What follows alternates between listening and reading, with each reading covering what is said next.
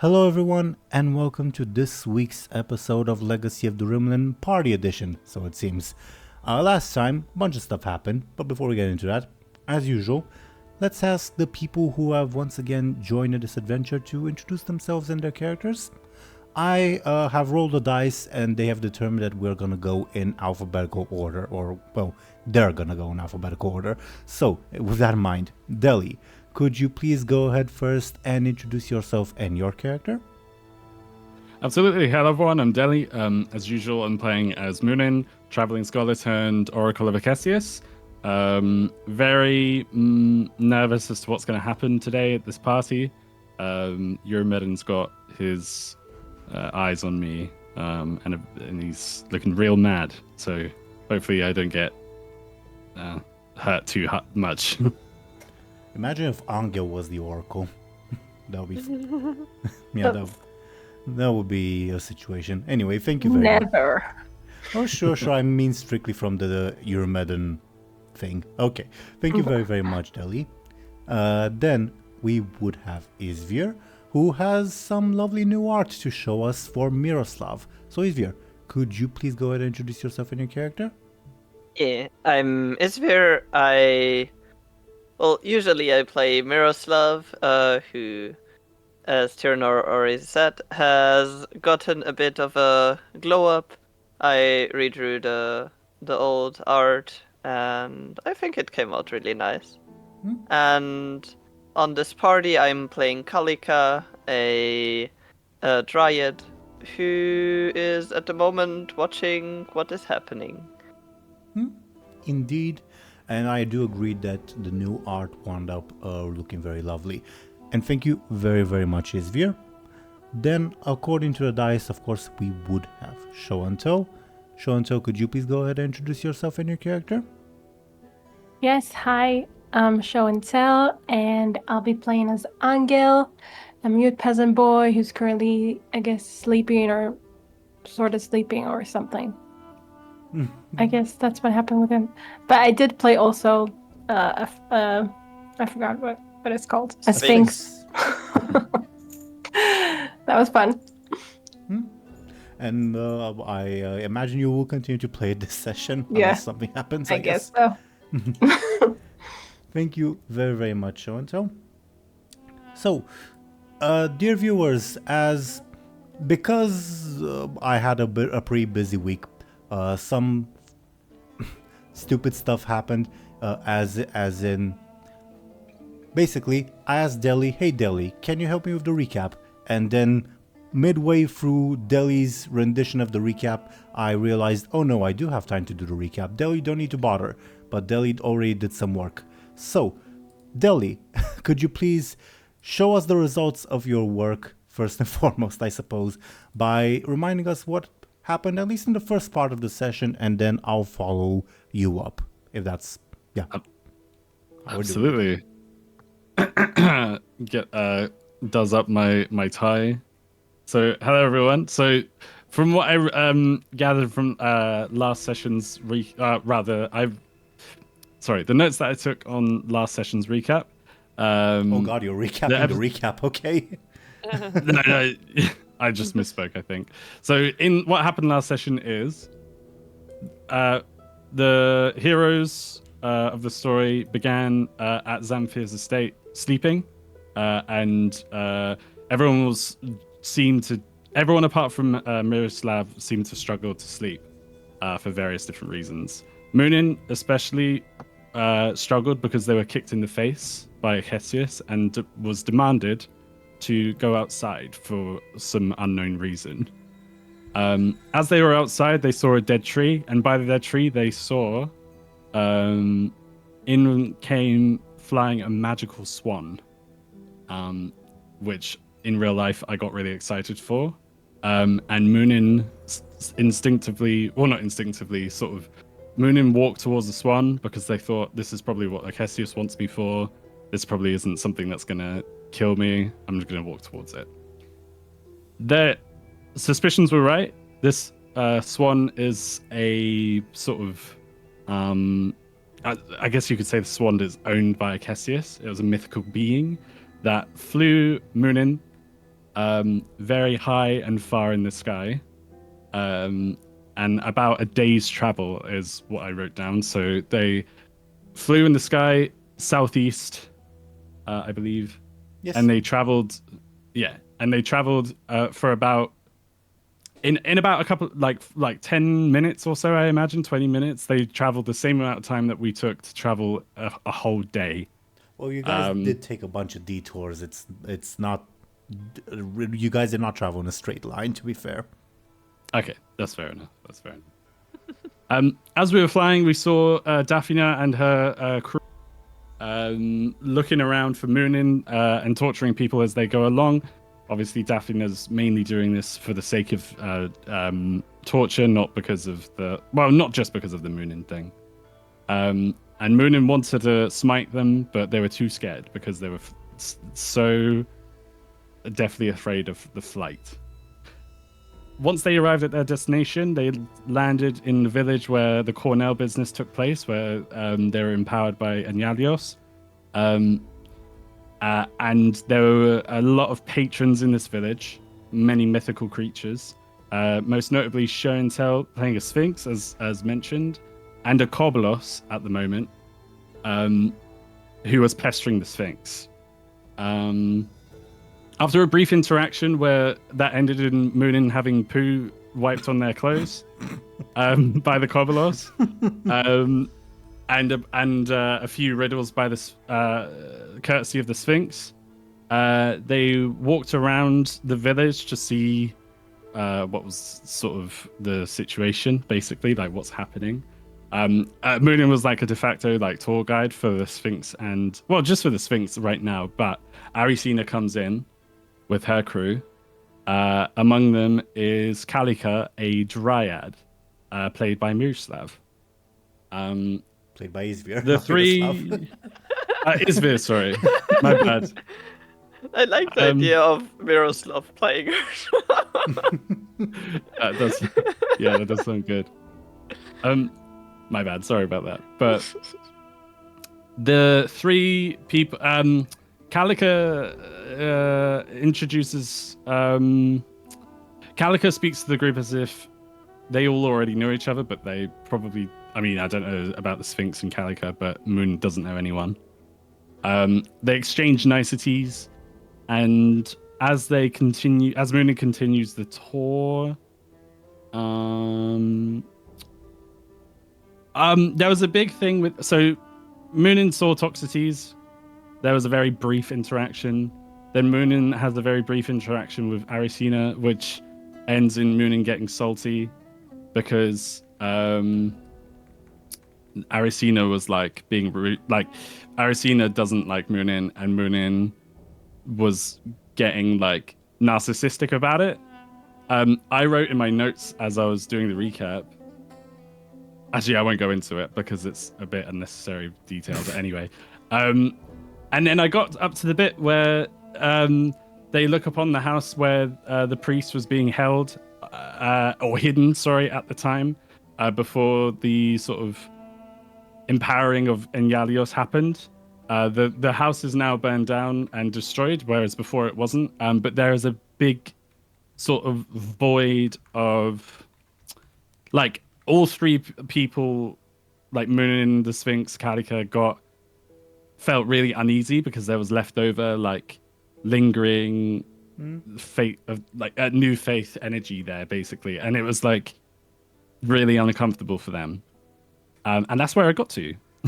So I hope that all made sense. There's a lot of detail that I had also written down, but I skimmed over because I didn't want it to last forever, the recap. But yeah. Sure. I guess I should mention that it wasn't like a big remnant of energy. More like I described, there's a specific blank spot and just a general pervasive aura, I guess. Nothing too big. Yeah. That made you guys uncomfortable. Also, one thing that I guess should be brought up in the beginning part. This is in the beginning. Muninn also noticed that their speech is more or less unhindered. Rather. But yes, that's true. After inspecting the house, Muninn and company. This is where I take up the mantle in case it wasn't obvious. Muninn and company went up to talk to Lacrima, who was the witch of this local village, and Anya Veris, whom you guys have met previously before as a sort of cryptic agent of Akesius.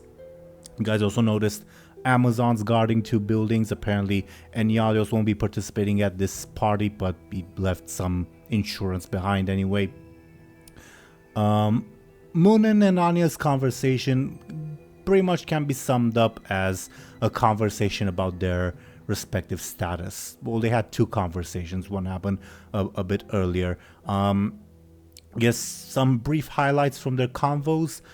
Anya vaguely mentioned that Muninn's fate will be far worse than her own fate. Anya briefly described how she wound up in this situation. Well, vaguely. Basically, she did it as a sort of self-sacrificial thing, according to her retelling. And what else are we to bring up? Muninn and Anya briefly discussed the possibility of the new faith as a method of escaping Akesius' servitude to Akesius. Anya mentioned it's not a solution for her because she holds a grudge, so it's a personal thing. And for Muninn, basically she told Muninn, well, if you're thinking of like using the new faith as a way to escape, you're kind of going about it the wrong way. You aren't supposed to think of it as a tool like you do with magic, but rather to sincerely devote yourself. I'm paraphrasing, but more or less. Either way, anything anything you want to add, Deli, or question or whatever? Not particularly. There was one small thing that I don't think it's very, very.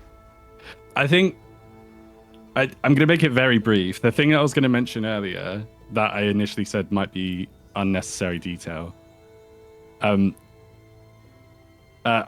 So Muninn was like salty about Arasina last episode, but as I was writing the notes, I think there's a hint of like contempt for Arasina with Muninn because her brother is like torturing them. Basically, that was like an extra thing that I was like, maybe that's also why they're salty, not just because they're a little brat. But apart from that, yeah, I think that's pretty much it. I mean, does she have reasons to like you? To like Muninn? Well, you call her a brat, but what has she done to merit that? No, sorry, Muninn's the brat. Not Arasina. All right. Sorry, I must have misspoke. But Muninn is the one who's the brat here. Fair enough. Either way, regarding the conversation with Anya Veris, I think that's more or less it in terms of what ought to be brought up. But of course, there were a lot more complexities as such that I won't bring up for the purpose of keeping the recap brief. Either way, other deities and supernatural creatures showed up. First up, Ingenui showed up, deliberately not announcing himself, just going to a table and enjoying the drinks. A familiar sprite, a particular chicken, showed up. Has not necessarily directly interacted with anyone yet.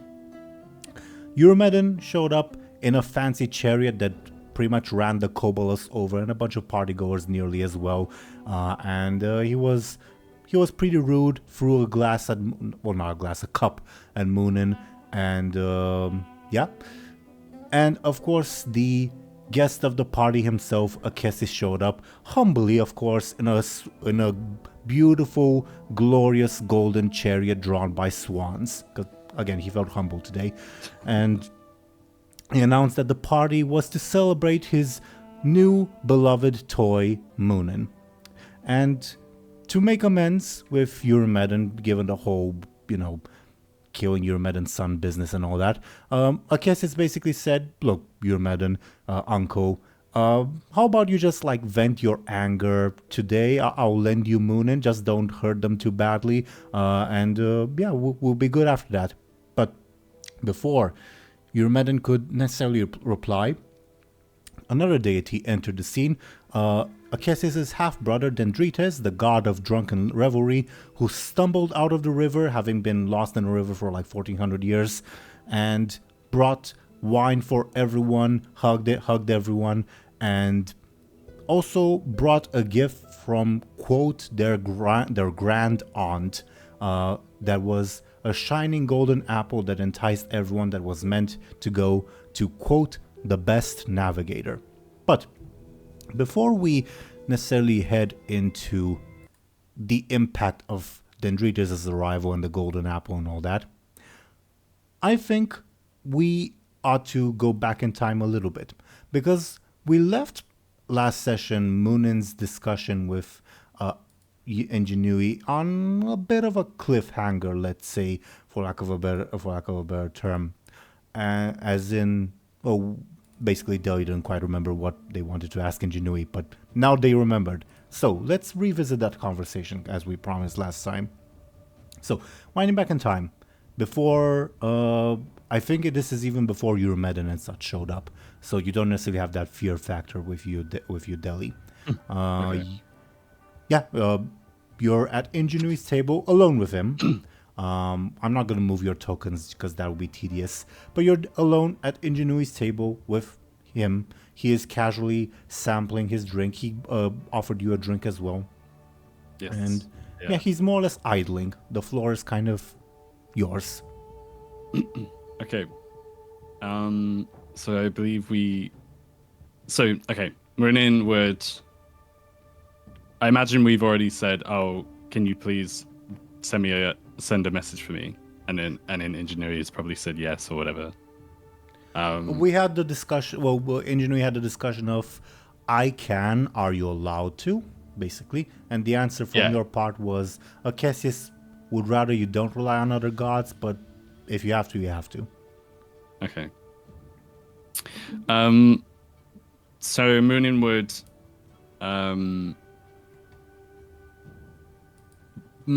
given this opportunity to now that Ingenuity is finally in front of them and they have the opportunity to speak with him freely, I think they'd pace around for a little bit on like and try to think of the best way to start, because above board I am trying to think of the best way to start as Dely. Well, I think Muninn... keep thinking. I can't talk much because my cat is yelling. That's fine.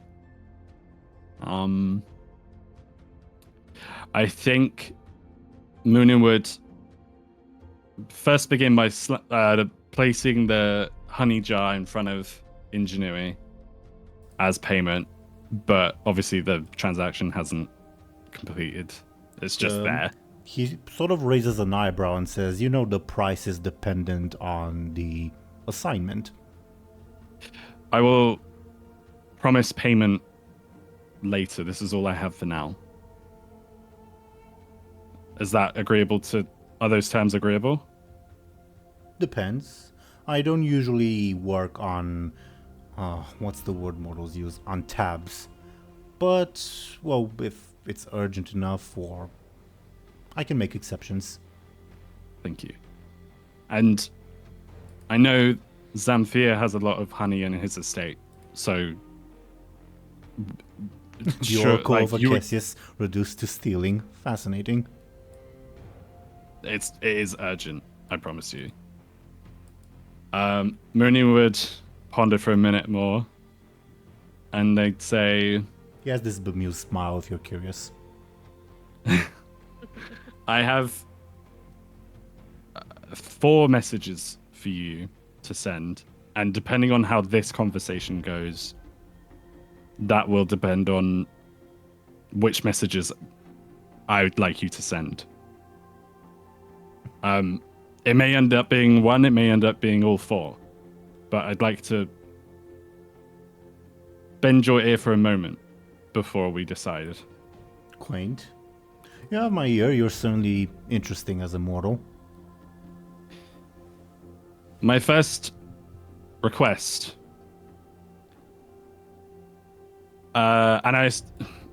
before we continue, I assume that Old Pantheon Muninn has like full knowledge, full as much knowledge as Dely does, right, or not? Yeah. Would you say? Yeah, sure. Okay. It's fairly well known. Obviously, you don't have to remember every minor deity, but at least the ones in like the guidebook I provided you guys, you are aware of. Yeah. Okay. So Muninn knows how to begin, and they would say, the father god, Hypistos. Ingenuity lets out a whistle that I'm not super capable of doing, so I will not imitate. And he says, "You'll need more honey than that." But go on. Like I said, I'm good. I promise you, I will pay you for this. But I don't know if you're aware. I'm sure you are, but I am not of Rimlen blood. I'm Taiski. My father is Taiski and my mother is Taiski. I mean, I'm certain you have some Rimlen blood somewhere in your ancestry. Genealogy but works not like that. Perhaps, but not enough to justify oraclehood. To be the oracle, surely you'd have to be of Rimlen descent. No, not really. The old oracle was a Romi. But Taiski's, at the very least, when Anghel, Illona, and I had stumbled upon Rimlen ruins, Aurelia... That was more a provision of... Well, I'll be blunt. Aurelia was a bit of a racist. There is no interdiction for you to worship us. I mean, you are the oracle after all.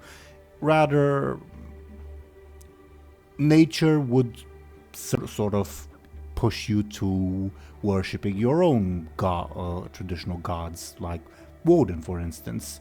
But, well, if you happen to worship us, can't say I mind. He chuckles. So that...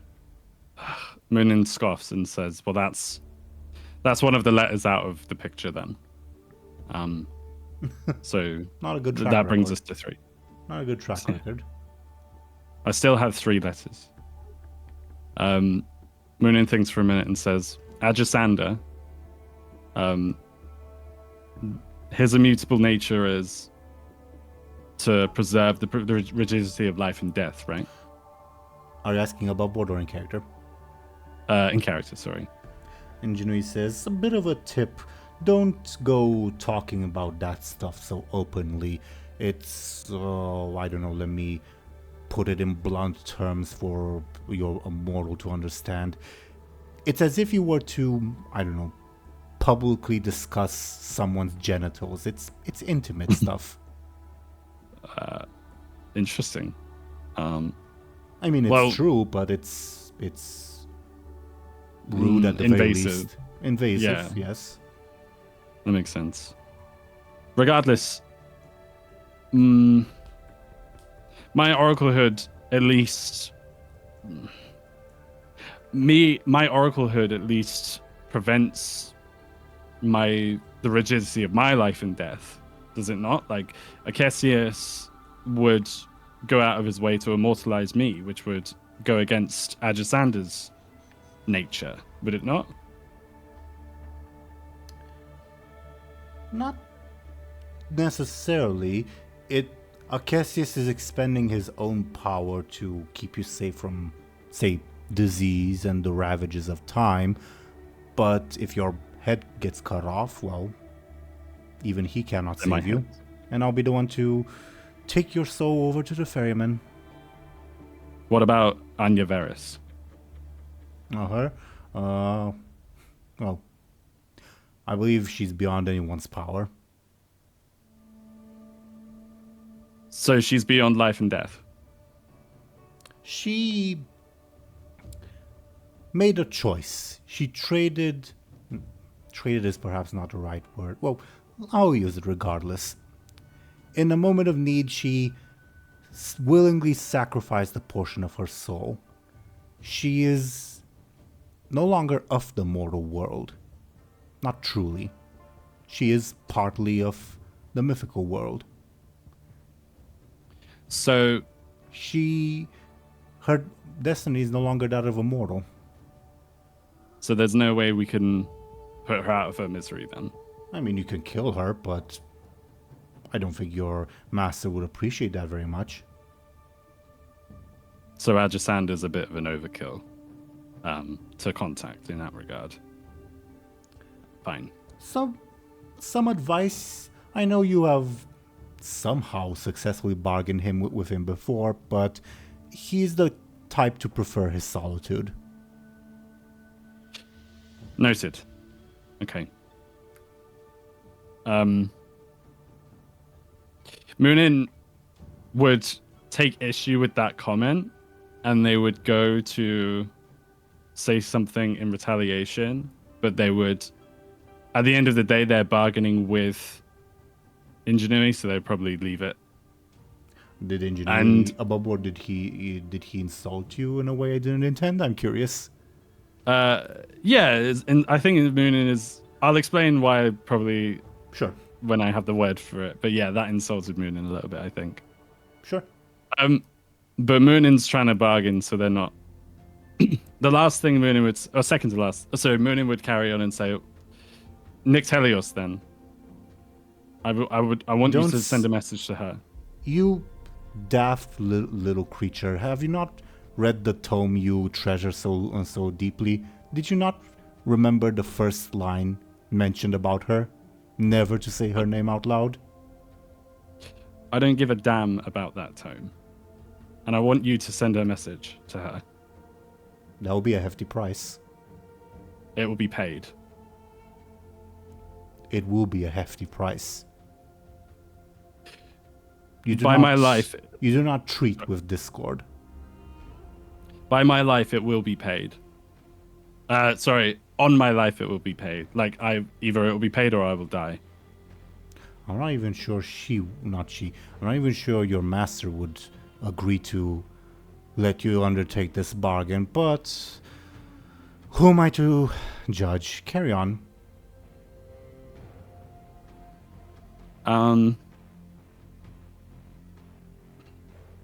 Muninn would think for a minute again, because I'm trying to think of the logistics of this. Tell her that Illona's...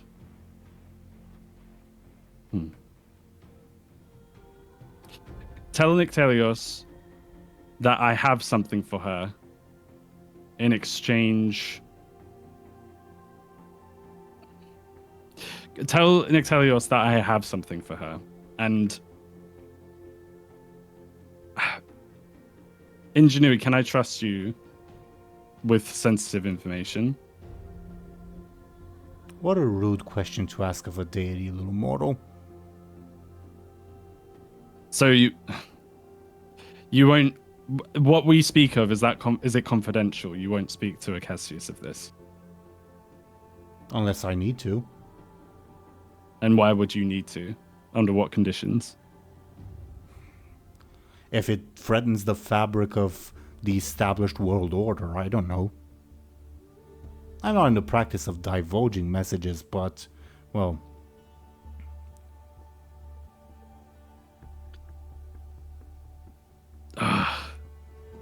Frustrated, Muninn would say, "For now, please just beg." Excuse me, sorry. Muninn, frustrated, would just say, "Fine. For now, I would like to beg an audience of her. Just say that, and with any luck, I'll have my wits about me to send a message myself when I meet her." It will be a hefty payment again, dear little mortal. If you were asking me to address any other deity, for like a simple audience, it would be a paltry price, and it's a simple enough message to carry. But her, it will be paid. If not paid by me, because for some reason I have freedom in this place. But as soon as my freedom is taken, the payment may come from Anghel, Miroslav. Either way, it will be paid to you. you would put your own comrades on the line for this? How fascinating. Yeah, I'm like, I wonder if I like that. It's Muninn. It's their lives are not on the line. It's mine. It's just the payment may come from them. I'm still the one paying. Is that not correct? I understand your meaning, but be careful what you're involving them with. But fine, I can take your message. Oh, I'm a bit nervous. I don't want to involve everyone else in something that might get them in trouble. I will promise. you're I mean, honestly, I feel like I can totally understand you doing this, or Muninn doing this. Yeah. I don't know what it will mean for us, but sure. I guess Muninn would clarify and say, just so we're on the same page, Anghel and Miroslav are not my. I can't remember the word for it, but there's a word for. They are not the. They do not owe the debt that I have debted. Child, I'll you. explain something simple, since you, for a scholar, you seem to be particularly daft. If you call upon the attention of her, of discord, of damnation, and of destruction upon you, even if you simply call it upon yourself, everyone around you will be affected. I will carry your message, do not get me wrong, but do not assume that your companions will simply be along for the ride. They will likely wind up as collateral damage. I understand. I think I will deal with that when it comes, but for now, their involvement will be limited to, if at all, paying you. Oh, dear Oracle. Neither you nor I will decide their level of involvement at this point.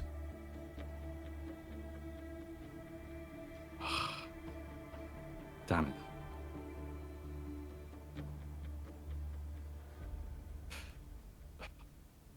I think Muninn would reconsider for a moment, but they would... Maybe out of hubris, maybe out of desperation, they would say,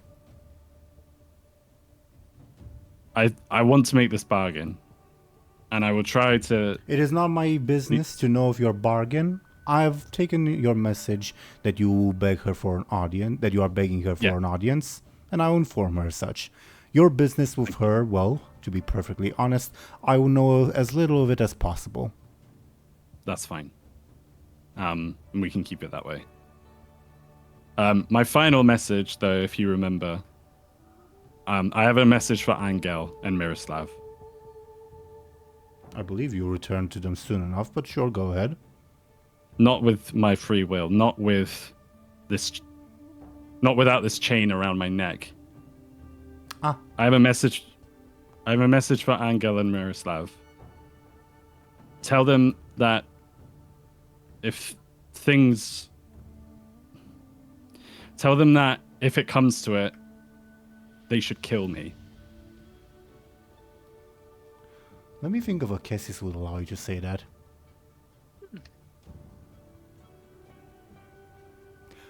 Yeah, at the moment he's still getting distracted, getting ready for his grand entrance, so sure. Okay.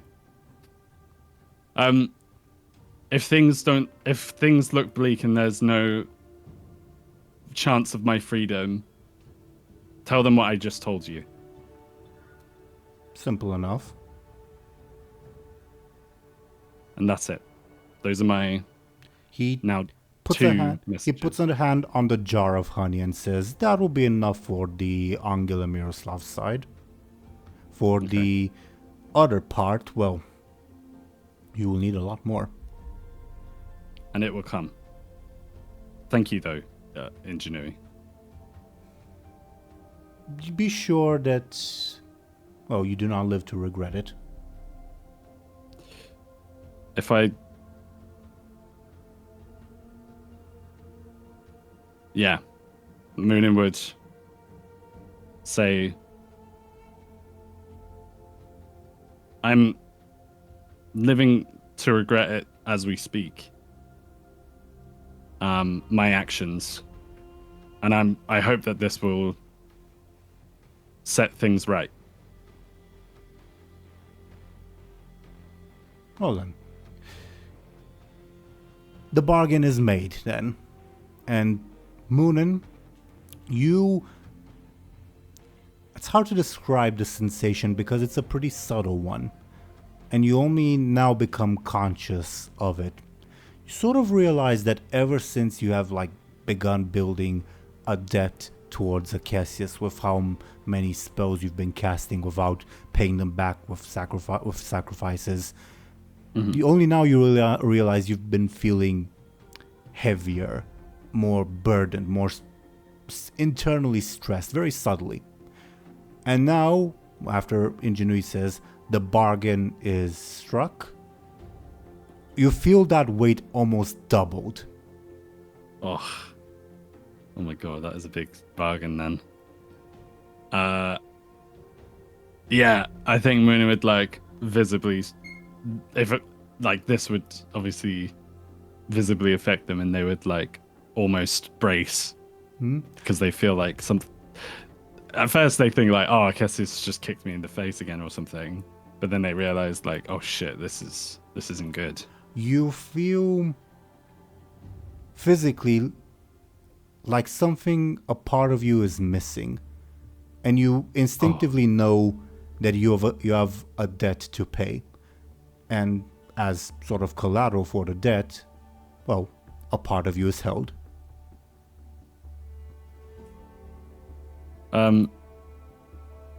God, that's not good.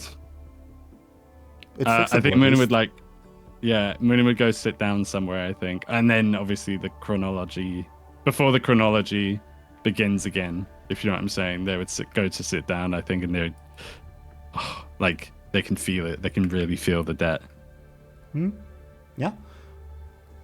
You currently let me check my notes because I have it written down.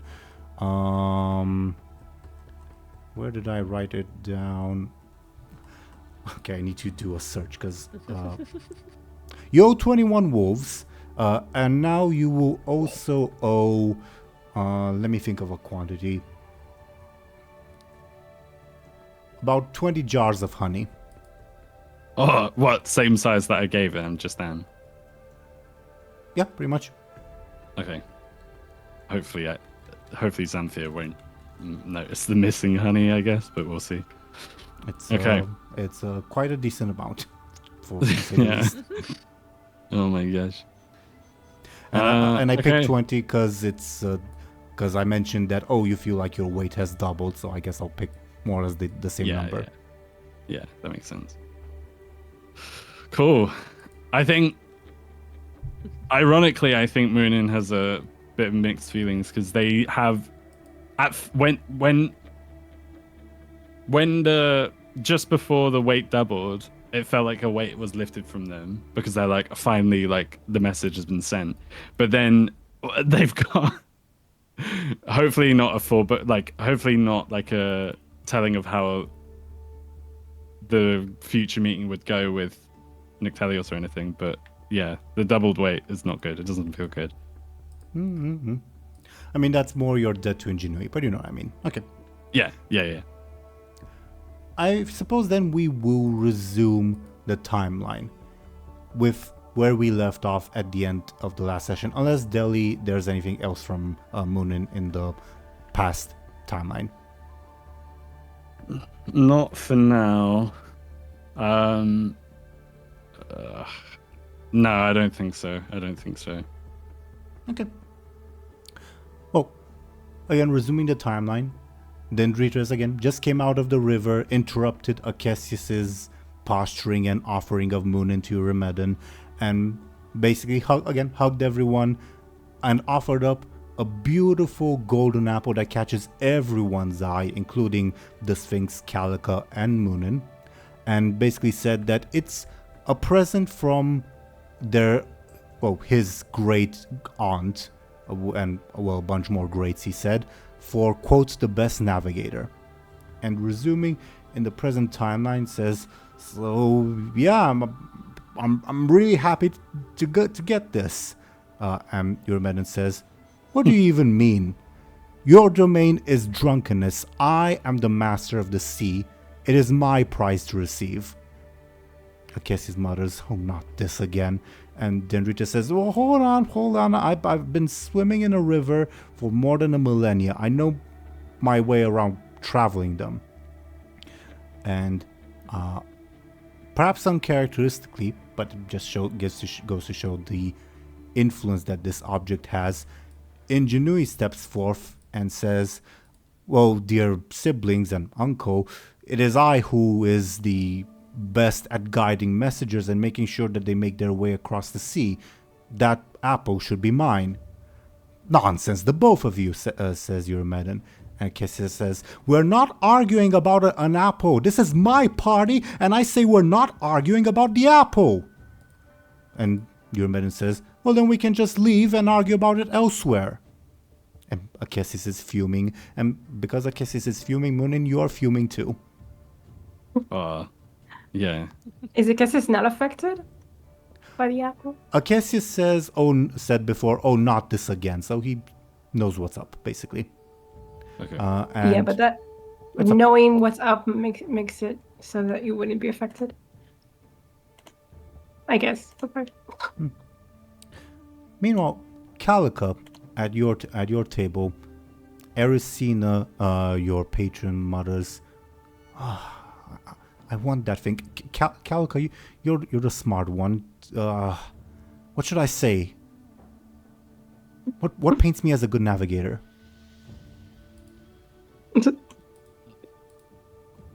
I'm drawing a blank as Izvir, because I don't really remember what her. She's the goddess of the hunt and virginity, basically. She tracks animals. Maybe that's. And she's a protector of children as well. You could use your tracking. Since navigating is finding paths, and tracking is finding, well, paths to creatures. Or prey. So it would mean that you are very good at navigating through forests, even though it is not in water. As the others were all talking about water. You're right. And she... On land it is even harder than on water. There's a lot more obstacles in between. You're right, she says, and she is uncharacteristically excited. You have never seen Erisina be excited like this, as she even more uncharacteristically gives you a hug. Wow. This apple is something. Yeah. Kalika would be very, very delighted about this and think to herself, like, oh my god, I did such a good job. I made her surprise. So she's just like glowing with happiness and pride. Like Yeah. Understandable. And after releasing you from the hug, she marches towards the assembled deities and says, I will stake my claim also. And Casey says, sister, not you too. It's the apple I told you about. Brother, I believe I'm the best suited to be the best navigator. After all, I'm the best tracker. And though my domain is the forest, there's no difference between what is in the woodlands versus what is on the sea. And Eurymedon says, that doesn't even make any sense. And then Rita says, no, I'm the best navigator, just came out of the river. And Eurongenui says, if it weren't for me, none of you would even be here. And they bicker they will continue bickering for a little while. Cassius is fuming, and after a couple seconds says, fine, you want to argue? And he looks at you, Muninn, kind of annoyed, and says, then let this mortal be the judge. Ooh. Oh no. Oh my god. I get to choose who has the apple? Yes, you little dumb mortal. You're the most impartial one here. I want this apple business done with so that we can enjoy our celebration. And Eurymedon says, he has something against me, and not Ingenui. Acacius will say, he'll be impartial. I'll make sure of it. Ingenui says, yeah, I trust him to be impartial. Trust them to be impartial. And Dendritas says, smells almost as bad as me. That's not a pronouncement of their character, dear brother. No, it's not. But sure. I sniffs you a bit more. I believe you. Yes, you know the blessed ecstasy of the mad. Yes, you'll do. Erisina, Thank you. Erisina glares at Muninn and says, I can't say I trust them either. And Acacia says, well, you can withdraw from the race. I will not. Then do you accept my impartial judge? And Erisina says, only if they have 2 assistants. You points at the Sphinx and you points at Calico. Yay! Okay. Cassius, not allowing you to object in any way, Muninn, says, all right, everyone, enjoy your party. Do not crowd the judge so much. Let them make their own investigations, conduct their own interviews, and arrive at the best judgment of who shall be the best navigator. And Dendrita says, what about the apple? Well, they'll get to keep it. Okay. Hands you the apple. Takes it with... It's the most beautiful thing you've ever seen. Yeah. I think Muninn would be tempted not to keep it for themselves. And they'd be holding it quite tightly. And they'd look to the Sphinx and Calica and say... the deities, like NPCs in a video game, disperse so that you can talk with them one-on-one, the deities. Okay. Awesome. Okay, cool. What? This is too... Um, Muninn would look to the 2 and say, like, this is beautiful. Beautiful. Yeah. Oh, the apple? Yeah, the apple, yeah. Oh, okay. Who we're talking to first? Anya Verus would, I think, approach you sort of in a rush and whisper to you, Moon, and she looks kind of panicked and says, you might make some very, very powerful enemies if you're not careful today. How do you mean? Do you think the other deities will take their loss gracefully? Of course they won't. So, what do you suggest? Be as diplomatic as possible? I don't know. Have you heard of the myth of Alexandros of Vilusa, that he made the wrong choice when he was granted the same responsibility, and, well, his entire city was burned to a crisp. Damn it. These goddamn... These fucking gods. Lower your voice. Are you gonna be... I guess you've not been appointed as judge. If you want to ask me for advice, sure, but I'm not in a position to interview or try to smooth things out, no. Okay. Well, I guess before the interviews begin, who would you give it to? And as Eurymedon is the obvious choice because he's the god of the sea. So I find that the most obvious choice can also be the least offensive, but well, the others might also take it as an indication that you did not do your due diligence enough. Okay. All right. Well, Gods. And then Muninn would look to the Sphinx and Calica and say, I guess we've got our work cut out for us. Who do you want to interview first? Both of you. I'll move Anya Ver's kind of like over here. So if you want to ask her for advice, feel free to move your tokens over there. You guys should still have control of your tokens. Okay. I do. Okay. I guess. Honestly, I'm kind of flummoxed. That's not What what, about borders? that's not what you hear often. Yeah, I was gonna say.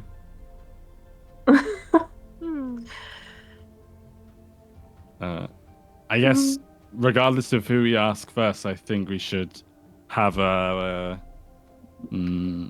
interview questions prepared. You need to ask them riddles. Right. How would that Whoever help? answers the most riddles will get the apple. That's very simple. How would that help determining their It's very effectiveness and- impartial. It would show their ability to navigate riddles. Exactly. As a technicality, maybe, but that's not. I think we should Well- try something else. Well, it wasn't said what kind of best navigator the person has to be. So being the best navigator of riddles might be a fun thing to do. I don't think these. I can ask them about the sea. I have plenty of riddles. I don't think these gods would like a technicality. But aren't they all about it? Sorry, what? Aren't they all what? Aren't they all about technicalities? You're not wrong, I guess, but no, they also are very double standard, so it's fine for them, but not fine for us. I guess, the first thing I would ask is proclaiming their greatest achievement that relates to navigation, I guess. The first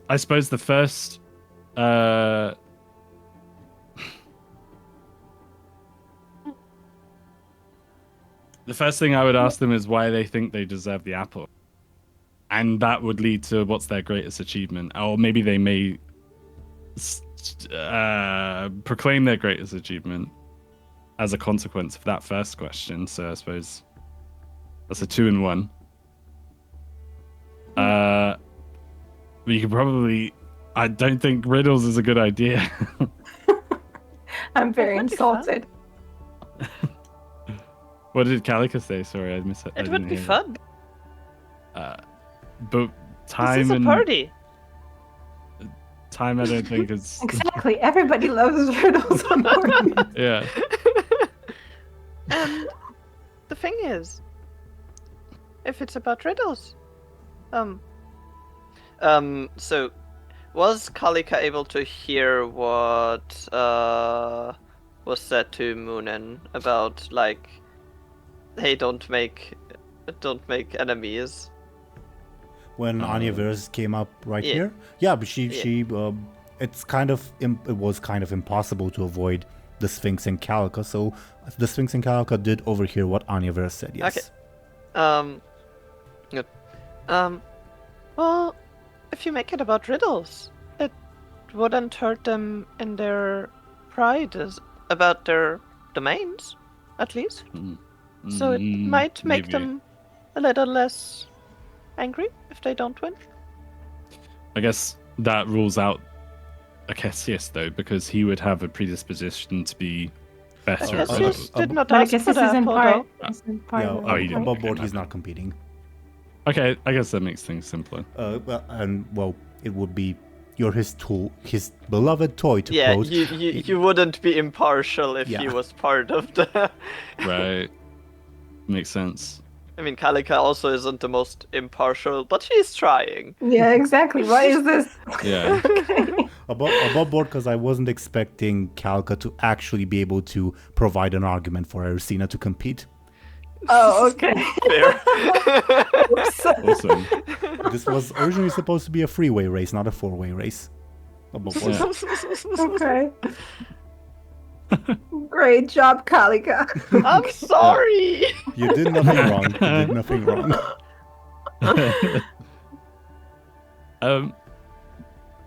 I guess one of the riddles could be looks to the Sphinx your name.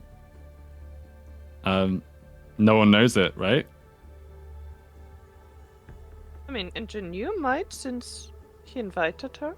I actually have no idea about if anyone knows it. Oh. Sure. Muninn, give me a clever to speculate on who might know it. Okay. A 4 or 6, depending on if it applies. Let's say That's not 6. what I mean. Okay. Ingenuity, definitely. Eurymedon, probably not. Erisina, the Sphinx is not a forest creature, so probably not. Dendritas, maybe, depending on what the ecstatic madness revealed to him. Okay. So that's out of the question. But it was a thought, I guess. You really want okay. to know my name, don't you? Well, you insist to keep it a secret, so I mean, I'd at least like. It some is a kind of mystery closure. after all. I can't reveal my cards like that. Well, at least, yeah. Well, I guess I'll see those cards at like before the party's over, hopefully. Since you insist Hopefully. of keeping it secret, right? No, maybe not. Well- I don't know. Either way, if you two insist on a riddle, I suppose we'd have to make it about navigation in some way, or at least relevant or something. We'd have to think for a minute, unless you've got some in the chamber.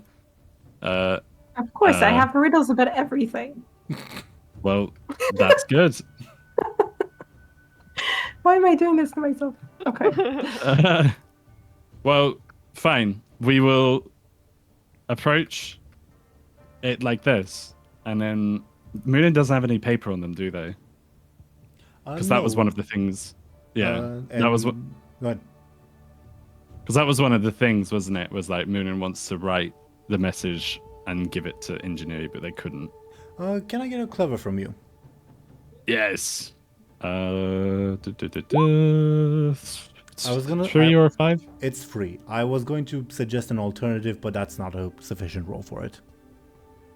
Oh man, I really want to know. I am gonna roll birthday inspiration to +2. Really?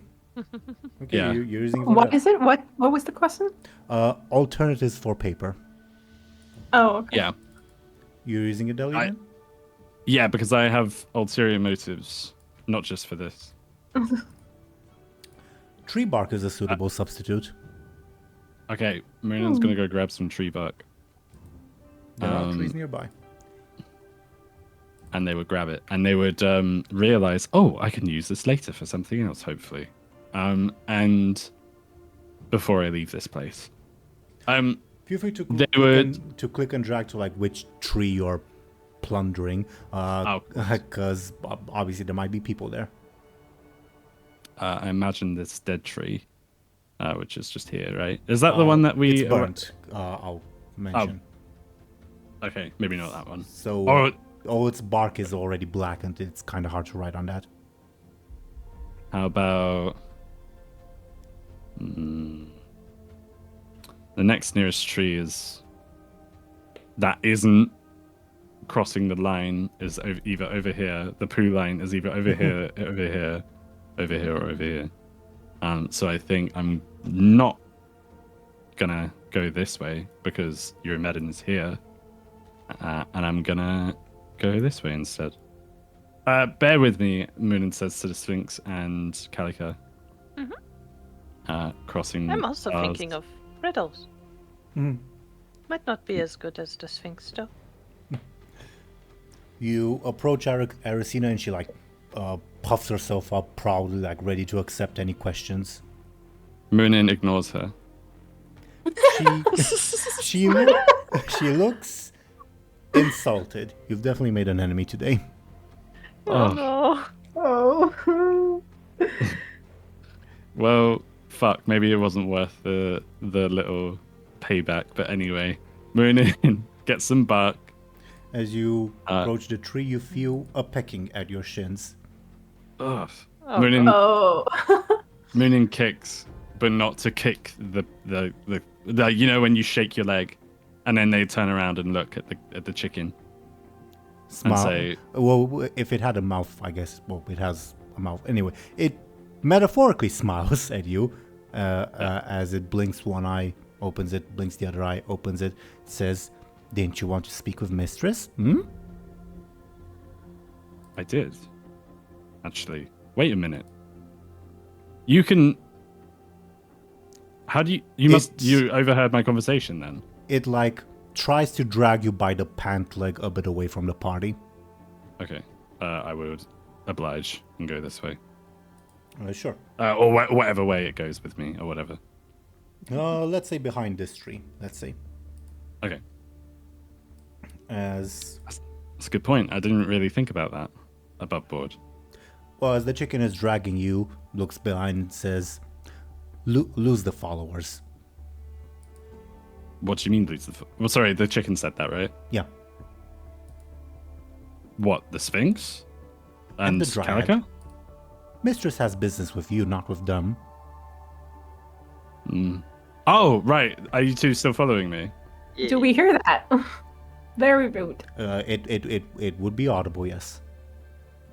I was invited. Not by my mistress. If you don't leave, I'll pick at your legs. I will stomp you. Do you know any riddle? Like, do you know? Whatever. Do you want me to riddle you a riddle? It replies, I'll riddle my beak in your eye. You can't even fly. It flaps its wings and flies. Okay. And the Sphinx, I guess, bats it at it. I don't know what happens to it. It's not flying at you, but well, yeah. I thought it was flying at me. Okay. It was demonstrating its ability to fly, but feel free to bat at it if you want.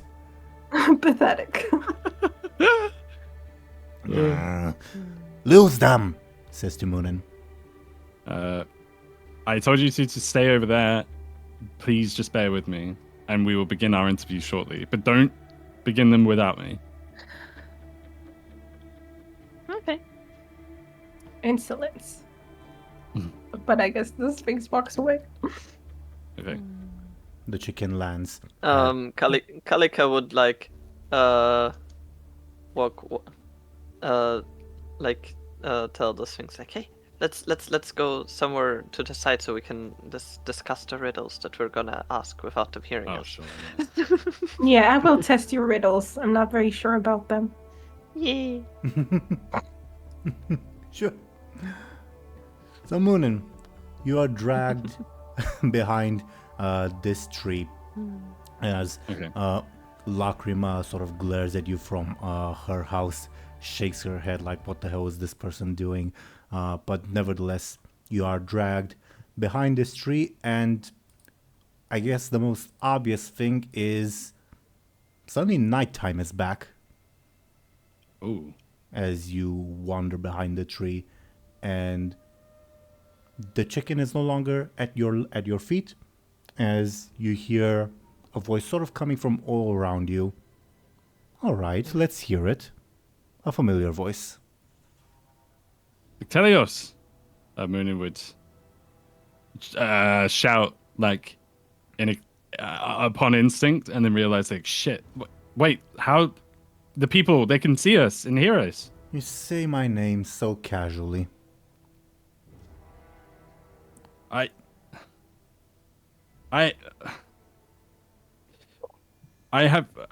mean, did you hear my conversation with Ingenuity?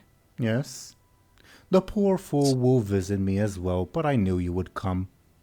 I enjoyed having you unnecessarily indebt yourself to him. Damn it. So there's no way I can... fine, whatever. I guess I didn't. You have made your I didn't pact. think. I didn't think I could speak to you so soon. I didn't think. I was desperate. Did you think I would forsake a chance to abuse one of Acacius's toys?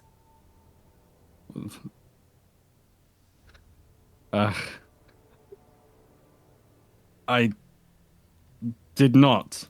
Muninn would say, because they were going to say something else, and then realized like they don't want to show their cards too early, despite being desperate. But I thank you for your what is it where you're like, oh, an audience. I thank you for begging my audience, or I think is the right way to say it, above board, but I can't remember. If you bore me, it will be a short one. I won't bore you. Illona, her shade, you took her soul from her. Part of it.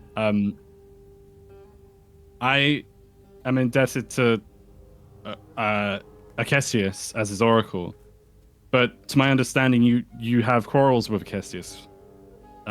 Correct? I have quarrels with everyone. I am quarrel. But Acacius especially, it seems as if No, I'm actually quite fond of him, to be perfectly honest. But yes, I do have a quarrel with him, but I have a quarrel with everyone. But in truth, I am quite fond of Acacius. He is just so much fun to toy around with. I think that's where I'm coming from with this. To toy. I have a proposition for you, and this opportunity will be a good way to toy with Acacius.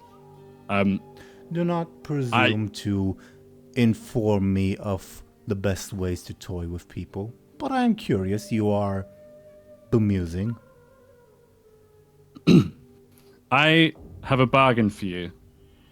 And this bargain may, as I said, sorry, I'm trying to restructure the sentence. I have a bargain for you. You, Mother of Fates, Nyctelios, Mother of Fates, I ask of you, please free me from my oraclehood, and I will grant you a portion of my soul. Even if I could, that is perhaps the daftest arrangement I have ever heard. I am a much crueler master than poor, foolish Acacius. But Acacius, so you won't take this bargain? I didn't say that. But, well, it would require a bit of a convoluted scheme. You're not mine to take, you're Acacius's to renounce. This scheme would mean convincing that dear old fool that, well, you're just not worth it. Why? And what if you can't take? What if you can't convince him? Not my problem.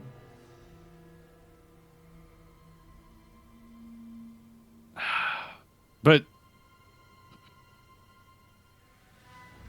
I do enjoy Sorry. you floundering about in confusion and terror as you see your beloved expectations ground to dust. It amuses me. But carry on, I am not without mercy. oh, damn it! Hang on one sec. give me 1 minute. Give me 1 minute. Because I got to think about this, but I don't want to take too much time because I have a habit of doing that recently.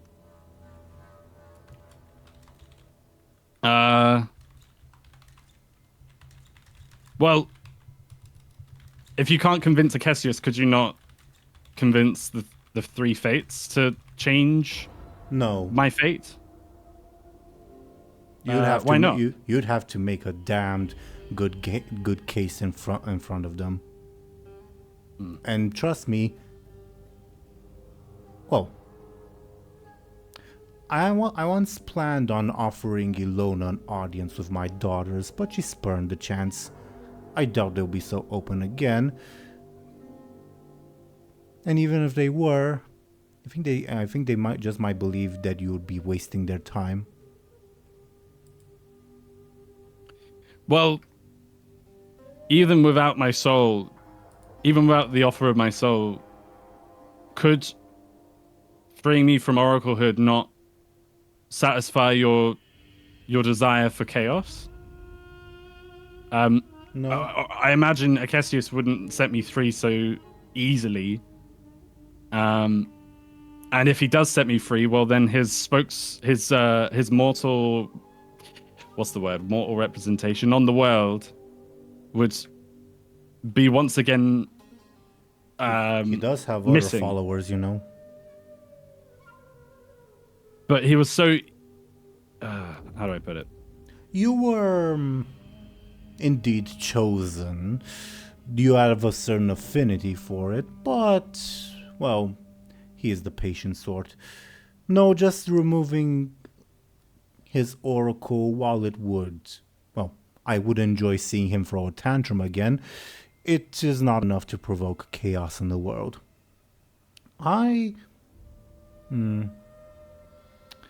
Perhaps I can set in motion events that would lead to him forsaking you as an oracle.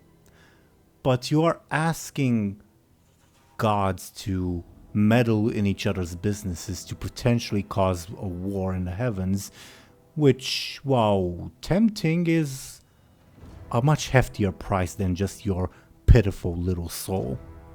You're not that important. What would be the price? Other than the cost of... Sorry, like I said, the chaos is not as a payment in itself, is it not? That would ensue? The amount of chaos that you propose is nothing for the risks involved. I require, if you are so eager to set the world of the gods alight, I require you to set the world of mortal kind alight.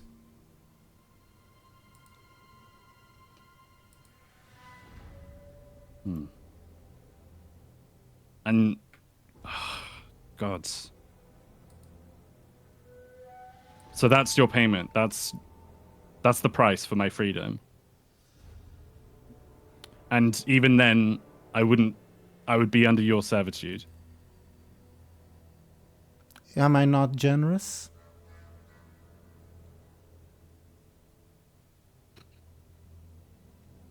Ugh. So yes, I'm willing to set in motion a plot to make Acesius forsake you. And in return, you will set the mortal world alight. I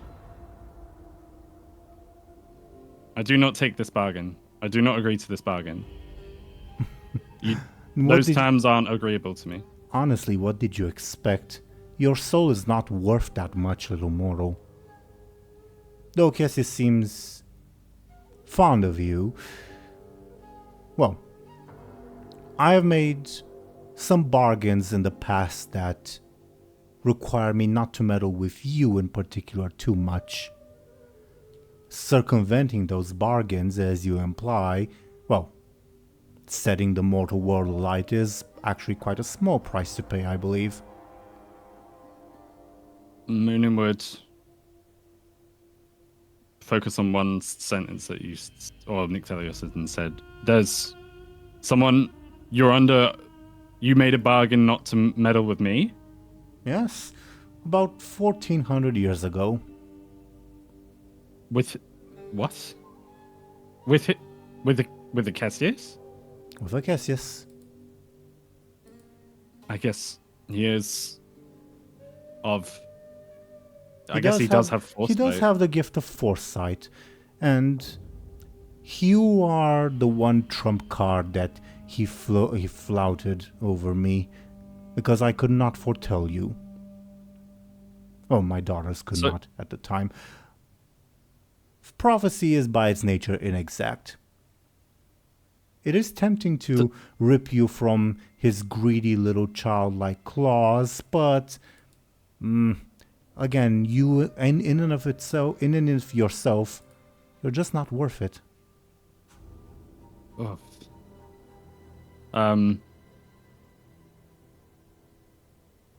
But is Muninn one last sort of thing would say, like Ditch Epic would say, but would it not be worth it to see his face?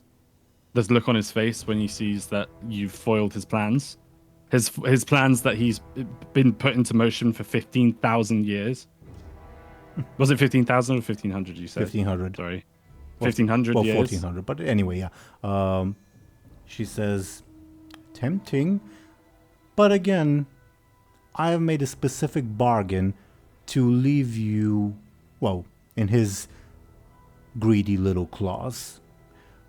And to break the bargain, because what I'm thinking, you're heading sort of in the same direction. To break the bargain is not a price I would pay easily, nor would any other deity, because it would attract the attention of, well, he who keeps the bargains. The price cannot simply be Cassius's misery, nor your pathetic little soul. I require, if, well, we are to set the world of immortals alight, I require that the world of mortal kind be similarly set alight. You understand my position? I do. For now, my freedom isn't... Think carefully, Sorry. little oracle. We might not have another chance to speak again. So you will not see me again, despite ingenuity. Oh, I might see you again. It's just that, well, you won't have the freedom to speak as you do. Gods. I need time to think. This is Muninn talking, but also me in real life. And Nictelios doesn't want to give you time to think about what. Yeah. It is, as you mortals say, now or never.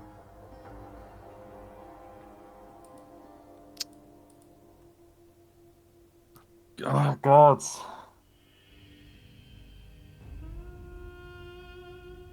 My life isn't worth the life of the world. I would rather die... That is not Sorry, the go on. answer I would have expected from you, I'll be honest. You have always struck me as the more selfish kind. My selfishness led me to this point, I think. And I'm paying with my sanity and my... Yes, unlike the little aspects, indeed you arrived here because of your selfishness. She arrived here because of her selflessness. Nevertheless, you both are damned. You said my who? Sorry. Oh, it's Anya. Right, Anya. She there it is, called right. Anya by her ancient title of Auspex. Yeah, I forgot that that's how you pronounce it. I've only seen that written mostly anyway. Fine. I won't make this bargain with you. Nictelios. I would rather die. I feel that is closer to what may happen than you think. Oh, do me a small favor.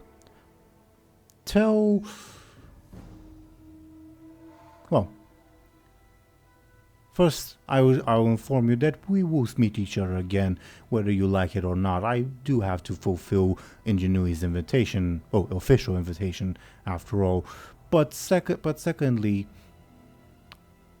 do tell Anghel that I said hello, and do tell your friend Miroslav that we will have some business to talk about. Business, but what do you mean? I have There- I have nothing this- more to add. Wait, Nictelius, this exchange has nothing to do with them. Oh, I agree. Like- I agree. These are separate matters. Gods, what are you planning? Well, first and foremost, and Muninn, you trip to the ground. Ugh. We, Oh my goodness. We need to provide an explanation as to why Akesius hasn't been able to control and reach you while you've been talking to me. This will only hurt a bit, as you feel yourself getting punched in the face. Hard. Muninn would, yeah. Ouch! More convincingly than that, though, obviously. You haven't passed out yet. Come on. Pass out already, and you feel yourself getting punched again. Oh, fuck. Oh my god. Stop! God, stop! Okay, if you want, you can give me a clever to see what she's trying to do. Sure. I thought she was just trying to make me pass out. Well, yes, but her goal, basically, Akesius will be suspicious. So she's trying to make it seem like you somehow injured yourself by tripping or whatever, and because you passed out, that's why you were sort of absent from his thoughts. Right, okay. Now that Muninn's aware of that, do you go along with the abuse? No. Muninn would say, I don't have any weapons on me, do I? Not that I would want to fight Nictelios, but I don't, do I? Yeah, I guess you did get your pouch, so you could have brought weapons with you. Not the spear necessarily, but yes. Oh.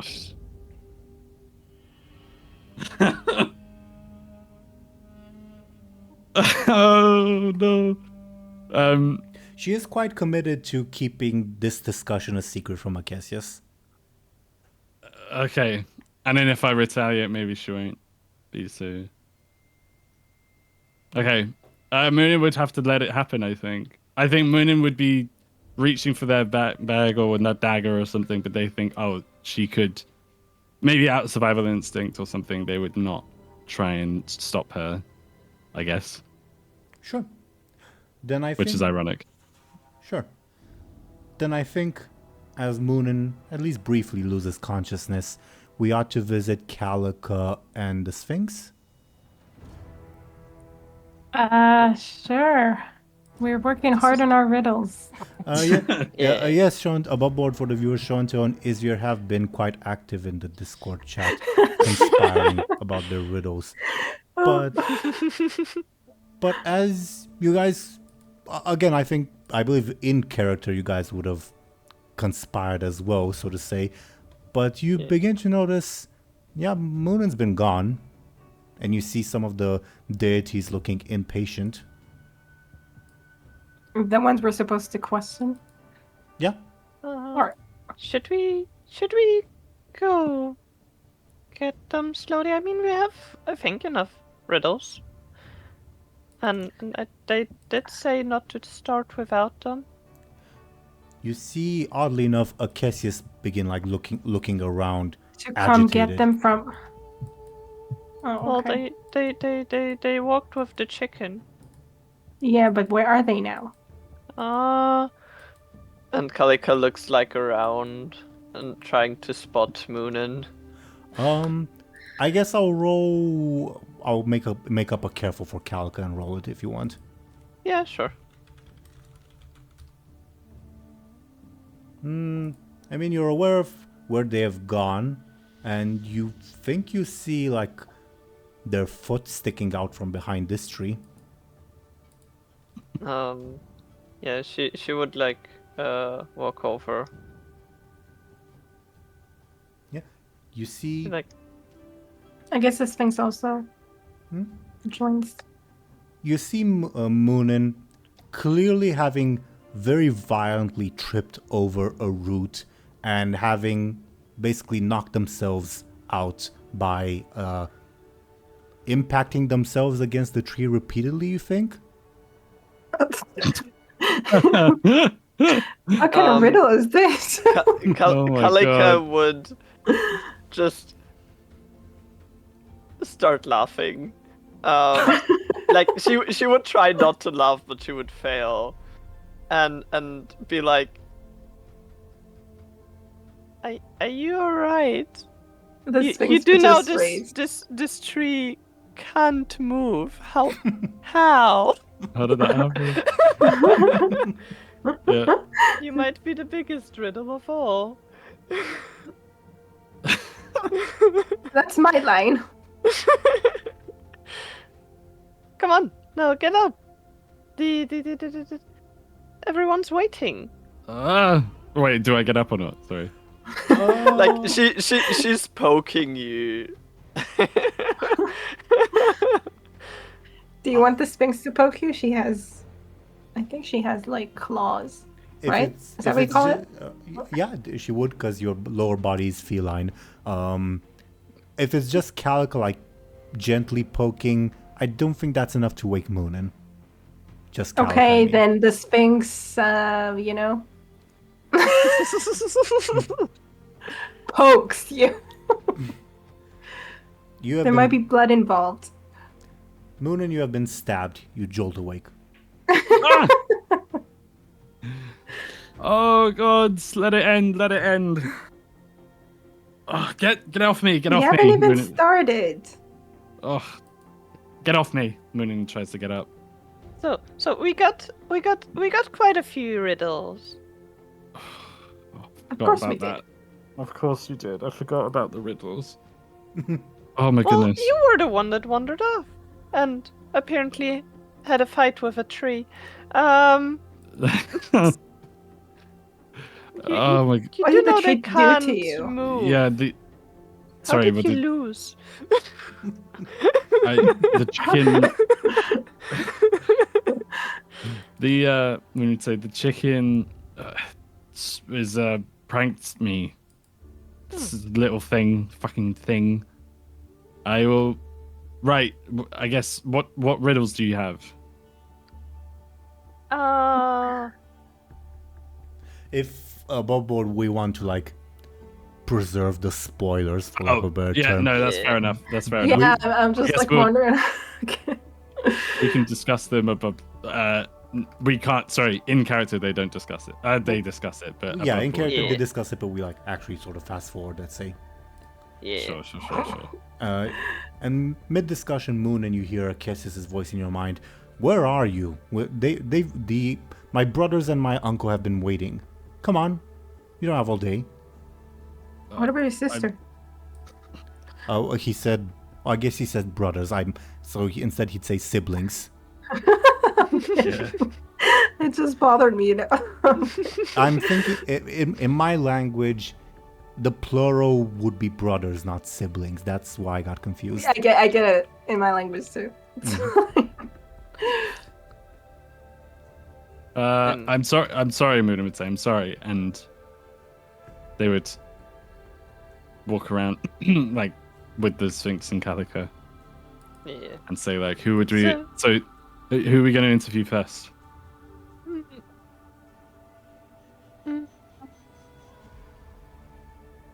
Oh, in terms of appearance, I don't know. I should say Muninn looks visibly injured. Okay. I don't know. Maybe we should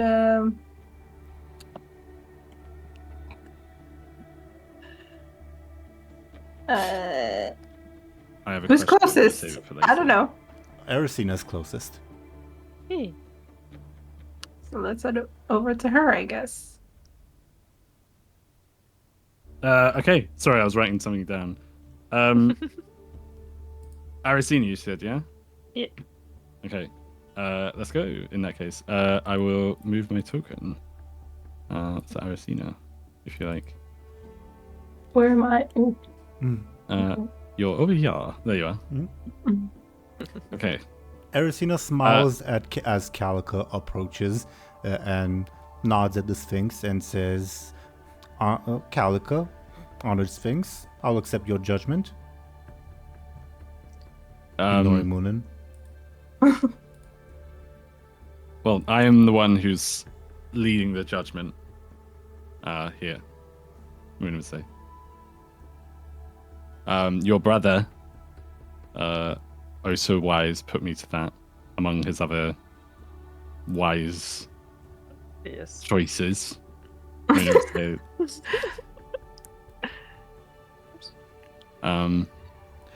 She is still not looking at Muninn. She glances between Calica and the Sphinx. I think injured and kind of a bit like Murinn's salty at first, but they're so injured that they're like, do you know what, fine, and they let this sort of. So Muninn would look to Calico and the Sphinx and say like, so if you two would like to lead the interview, I don't mind writing scores like with the tree bark and stuff. Assuming that I have that. I'm sure the score bearer will be fair and make certain that I win. That doesn't make a lot of sense, but I don't think this makes sense. We'll see, Muninn says. I mean, I'm above board. I'm assuming the Sphinx is deferential to some degree, at least to the gods. Yeah, she would be. Not necessarily subservient, but at least respectful. Okay. All right, no more snark then. Okay. All right, let's do this. Let's do this, I guess. Also, Bob, Okay. Show&Tell and Izvir, I appreciate that you guys have also written the answers to the riddles in Discord, because I Teeironor, am not a riddle person, but maybe some of these gods are. And Maybe. and I'd like to keep it in character where possible. Yeah. All right. It was also so we each other knew what the answer was, but we spoiled it so you wouldn't see like every thing in case you wanted to guess. Yeah. Well, again, some of the gods should know, but not all. So I'll obviously be case by case. I won't assume that everyone knows everything, of course. All right. Awesome. So what should above board? The Sphinx is not asking this, but above board, what should we go for first? Should we do something? So You know. I mean, Kalika would definitely be partial to giving easier ones to Aracina, because, well, as impartial as she should be, That's a good point. Yeah. she does want to make her mistress happy as well. I mean, on the whole, we want not to make anyone too mad, right? Hey. Wait. Could I say, like, as Muninn, they'd say, like, oh, Sphinx, you lead this one. Would that be fair to say, or is that, like, a bit too meta? I mean, I think it's pretty obvious, no? But Yeah, but I the didn't thing is think that about it at Aracina first. would not like to hear that, probably. Yeah, it's fine. She just Muninn told doesn't you care. to make sure she wins. Yeah. I see what you're saying. I don't think Muninn would care, though. To be specific, she told Muninn, all right, Muninn, judge fairly, and of course fairly means that I win. Yes. Yeah. Muninn wouldn't care about the implications, and they would just say, like, Sphinx, you lead this one. The least impartial, the least partial of us all. I always lead. Okay. So what should I... Kalika looks okay, looks so a bit I need to sad do that she something. doesn't get to lead, but doesn't say anything. Yeah. Aracina, Okay. while you guys are sort of undecided, she like idles with her bow, inspects it. Did we explain the rules to them, or should we just assume? You explain nothing to them. I was gonna say let's Should we we probably just, like- begin with that. Does the Sphinx usually just start with the... I feel like she just starts riddling. Okay, maybe Kalika would be the one to explain. Like, okay, so Well, since you should at least make it a bit fair for everyone. Since I do know you are the best navigator, but Of course. yeah. So we try to find a way to make it a bit more fair. So we decided on riddles because we would just find the best person to navigate riddles. Because I also know that you are very smart. So Wait, what does navigation have to do with riddles? Riddle's about navigation, of course. well, one of us is a sphinx, and she's very good at riddles, and we tried to find a way to make it also fun. Because it is a party. Moon's smiling. I do not understand.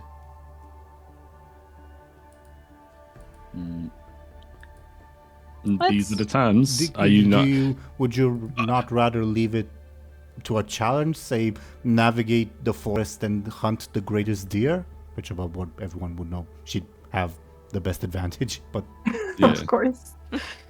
I was thinking maybe we say- should hide the apple somewhere, but again, it's kind of. Yeah.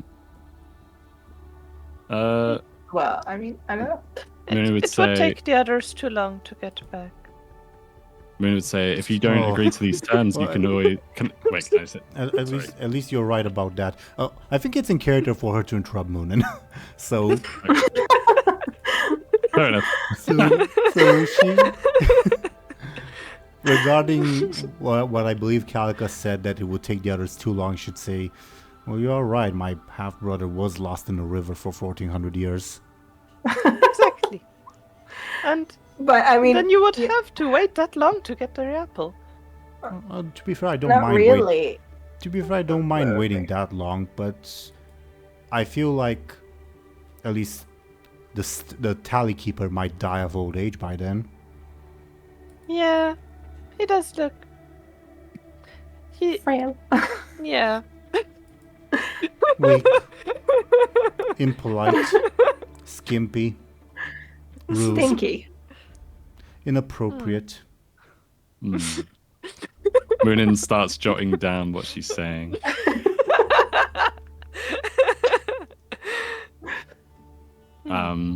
So this does go against your score, mind you. There were no But there it were no doesn't have rules. a, There were no rules about insulting the judge. I am the judge. So No, there you're are my no bro- rules. I you're make my the brother's rule. toy, and that's it. Tally the score properly, or you'll face my vengeance. Very well. I'm sure you will do gracefully in this challenge. Of course, I will. Probably. Okay. Probably she I said will that? I will leave the riddles to you since you are the sphinx. Okay. I mean, I don't know. I feel like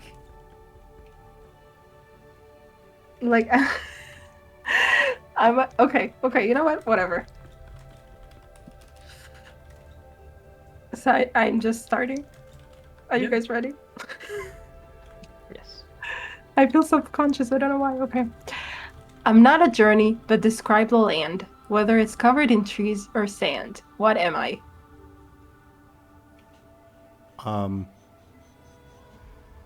The forest? No, you said sand. Who navigates sand? The landscape? The terrain? Oh, look at that. A right answer. Of course. With many Was there any doubt? Ever any doubt? failed attempts to begin with. Do not many not was- force me to add impertinent to that list, little toy. Okay. And do not force me to withdraw the gift I have my brother asked to provide you. Sorry? Muninn would say sorry. She looks. As- She does not look in your direction. Just like holds her nose up. No, but She's not Above going to board, I repeat didn't herself. really- She's not going to repeat herself. oh man, I'm gonna have to watch back this episode. Ronan's like confused, like, hang on a minute, what did she just say? But okay, I guess are we doing one riddle per person? That's what I was going to ask. How many riddles? I mean, we could. But then if they all get it, what? Then- Yeah, that's why I would have said like we ask each of them 3. It doesn't have to be like. Do we have enough for 3? I don't. I would at least like make one different between each person, but Oh, there can okay. be repetitions. Okay, true. Let's hope they're not eavesdropping. Yeah, no, that's the reason why I would always have like one different, at least. Because if they answer the exact same things as the previous one, we could be like, you're disqualified because you just listened in. Do we really have the audacity to do that? I do have a question. When the Sphinx and Calico were discussing the riddles, I imagine you set them out back then? We did what? Like you prepared them out loud among yourselves? As quietly as possible. Did someone? We did go like away from everyone. Okay, sure.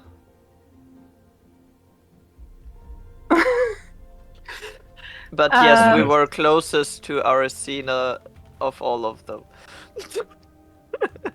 Well, I think it's clear she was not necessarily eavesdropping. Yes. All right, another one. Yeah. My lady. I don't know. Would Oh, you call her just- my lady? I don't know.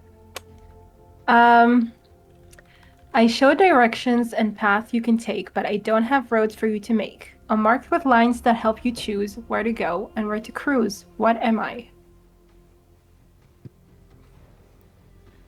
I thought this was about navigation. What do roads have to do with navigation? They don't exist in the forest.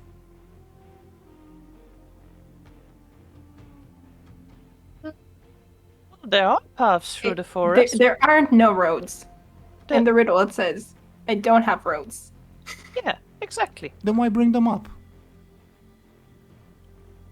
Because This is That's a the stupid riddle. question. This is a stupid question. Ask me another. This one does not count. oh god. I will mark that as a failed. You will not Riddle. mark anything. This was a stupid one. Does not count. It sounds to me like you just failed the riddle. It sounds to me like you are impertinent. I guess the apple would fit better for someone else. And I guess if you continue irking me further, I shall make sure to forever hunt you. Pick your next words carefully. Ask me another. Muninn would look to the Sphinx and say, This is her final riddle. That one counted. No, it did not.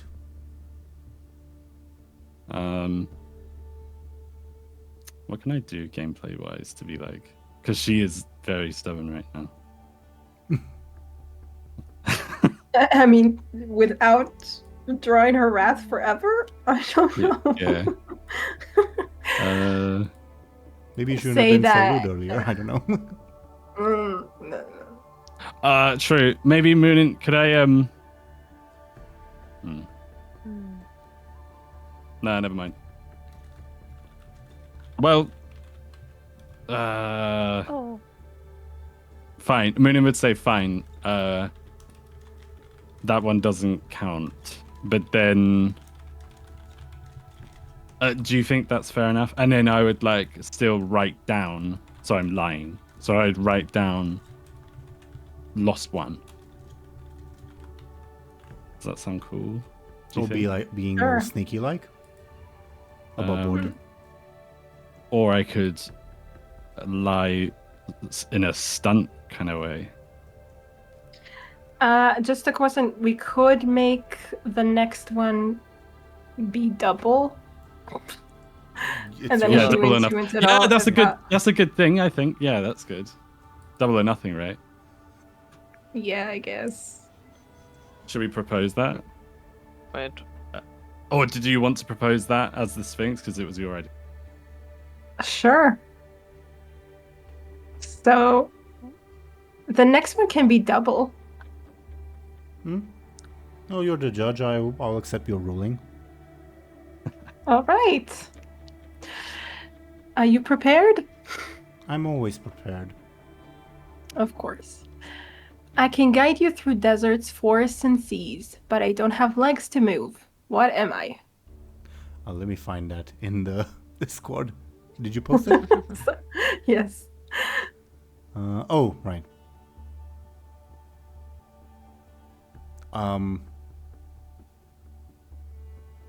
A legless ingenuity? That's very valiant. A valiant effort. I mean, it's true. Ingenuity without What legs is would... a legless ingenuity? It's All right. ingenuity if hypothetically he would lose his legs. Uh-huh. But how will he guide you without legs? By pointing. I see. That's very creative. I can guide myself through the forest anyway. Of course he can. I believe that is another point in my favor. I'd say so. You're so not. The Sphinx looks at Muninn. Can I lie with myself with my stunt lie and say that's 3 for 3? I mean, Would of course you Arisina can. Of believe- course you can, because it's your stunt. Of course. Okay. But are Okay. you sure you want to do that? I mean, we'll have to deal with a lot of more, but maybe we won't make them so mad. Who knows? I mean, we only have our characters for this. Exactly. You, We it don't will have to deal follow. with aftermath. Yeah. Oh man, I don't know. Should I say like, what would you guys do? Do you think? Show and tell Izvir, what would you do? I mean, the thing is that I wouldn't have played Muninn. I wouldn't have been rude to begin with. No, to be honest, Anghel would have been rude. Well, I don't know what to tell you. Okay. I Anghel mean- would have just accepted the consequences, maybe. I mean, He did do it with your imagine, right? Sure, but would you have been rude to her because she promised to save Angel's sister? No, not to her. Yeah, no, that's true. Not to her. Maybe then Muninn would say Muninn feels confident that as Akesius' oracle they're probably somewhat safe, and even if they're not, their best bet right now is death anyway. Wow. Okay, Judging yeah. You have judging nothing by to lose. yeah, I have nothing to lose anymore at this point, judging by Nictelius's conversation. Except your comrades, but okay. Yeah. That's fine. But they'd be hunting. Arisina would be hunting Muninn, I guess, not Hopefully. Anghel and Miroslav. But anyway, depends, I suppose. Well, I don't know what to do. I guess Muninn would say, could I lie and say, we will count that one. But just because which is the lie? Using And then your Muninn stunt? would say, yeah. And then Muninn would say, but just because you got these riddles doesn't mean you've won the apple. I'm ready for more tests. Are you administering them now, or? We will test other people before any other decisions are made. Oh, right. Make sure you are fair, and that I win. Of course. Shall we go? Moon says to the other two. Sure. Yes. Okay. Should we go to... Who should we do next? I feel like I want to save Euromedon for last. So what do we have? The drunk one and the This one and Ingenuity. Yeah. Well, then, feel like- let's go to Ingenu first. Though your is Next. kind of in the way, depending on where you're heading. Would he be in... So if we headed this way, would he still be in the way? Oh, Or I guess, I would guess he, that's like- fine if you're like walking as close to the house as possible. Okay. I mean, it would make the most sense also from the pathing, because otherwise we would make like a zigzag. No, tell him that. Yeah. Okay, I'm going to attempt to lead the way. Sorry, person that I... She just just as she was savoring a particularly succulent bite of deer, and you walk by, she begins retching. Unlucky for you. You approach the satyr and he says, "Oh, I wouldn't fuck you with a 10-meter pole," and he walks off. Oh, sad. Ingenuity. Why? Were you looking forward to that? No. What? I guess that was the implication, but no. You approach Ingenuity, who also chuckles at the satyr's comment, and says, "Hello, honored judges. I'm ready for your fair judgment."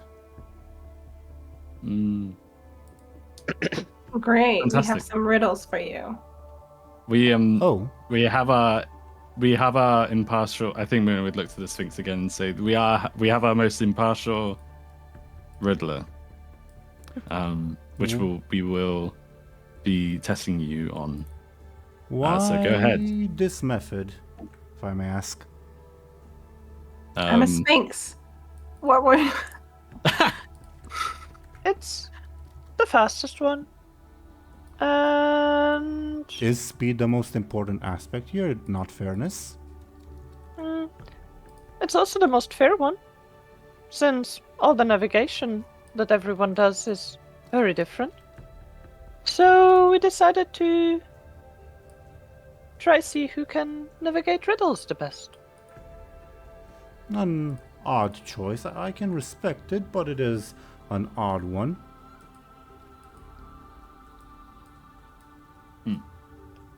Well, we But- didn't really the riddles. prepare. Yeah. With the short amount of time we had, I suppose this is the best solution. Sure. I'm trying to stall because, for simplicity, I'm copy pasting your guys' riddles into a notepad.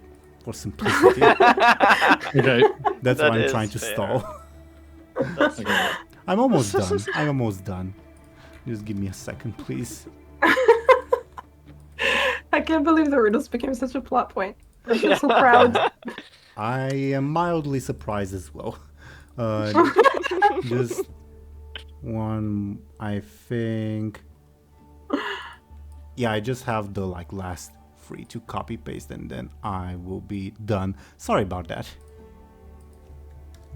That's okay. Ingenuity will say, well, it's an unusual approach, but not one I wouldn't expect out of you, my friend. Looks at the Sphinx and smiles. The Sphinx smiles back. All right. I'm all ears. All right. So above board, I can repeat some of them. Yeah, Yeah, max 2. but at least one should be different. Yeah. Sure. I can guide you through deserts, forests, and seas, but I don't have legs to move. What am I? A map. Oh, Wow, very That's impressive. nice. yeah. Fantastic. I separate sky from water so blue. Sailors chase Oh, me, the but horizon. I'm never true. I wasn't even done yet. But it is the answer, is it You- not? Yeah, I still wanted to finish it. How did you know the answer before? She's pouting a bit. Yeah. And he says, well, time is of the essence. Come on. Next one. Suddenly time is of the essence. Okay. You said so yourself. Yourselves, rather. You seem to know these all too well, Ingenuity. I've heard many riddles across my travels and watching other people's travels. That's fair. Oh, and you remember that? That's very impressive. I mean, all the messages Like I that didn't are... read it that way, but Oh, you mean? Are you saying that? Are you saying that in character or? I mean I didn't mean to say that in character, but I didn't mean it to sound like that. Okay. No, I didn't take it as offensive. He will Okay. say, well, I am charged with remembering many messages. I mean, I carried messages even before writing became known, so... Of course, but Maybe- riddles, I appreciate that.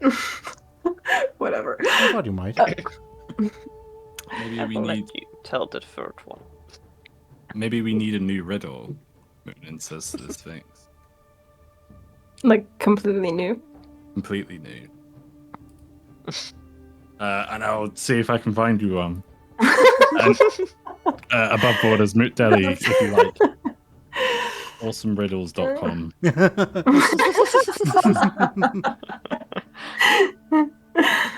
And should we, because I assume Akesius has never, I'm force of habit.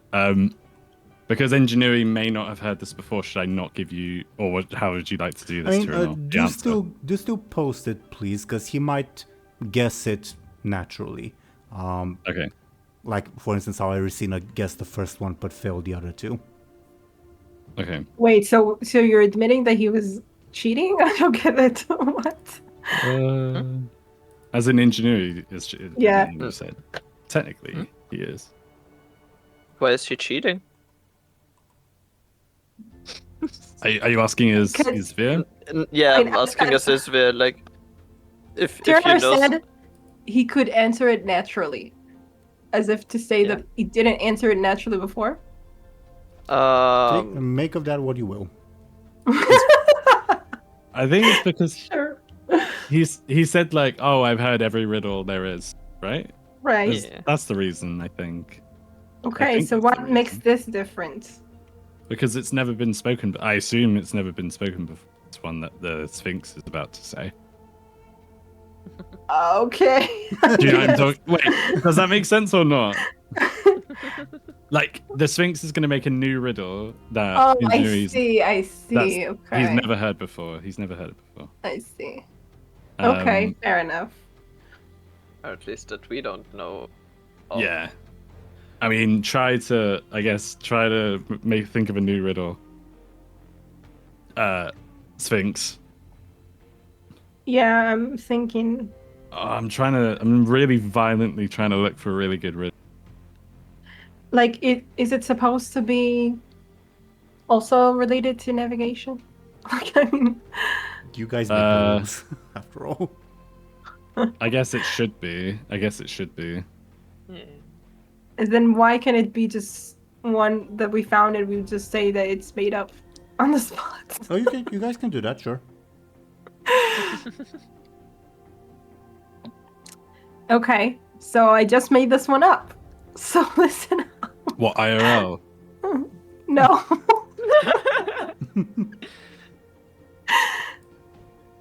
I can take you far. though I have no hands. I travel through oceans, not through lands. I'm always moving, but I don't make plans. What am I?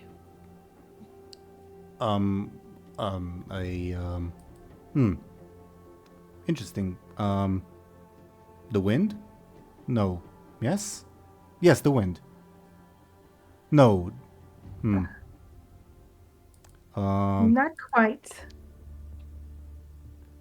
A nymph? No.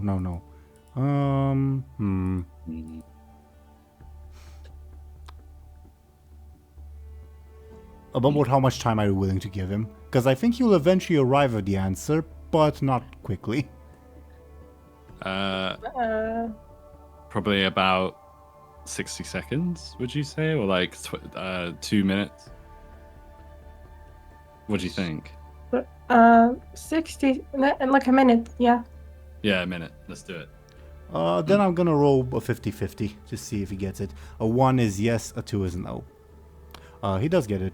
The current, of course. Nice. Nice. I like this dude. The Sphinx says though. Yeah. Dude, is this some new lingo?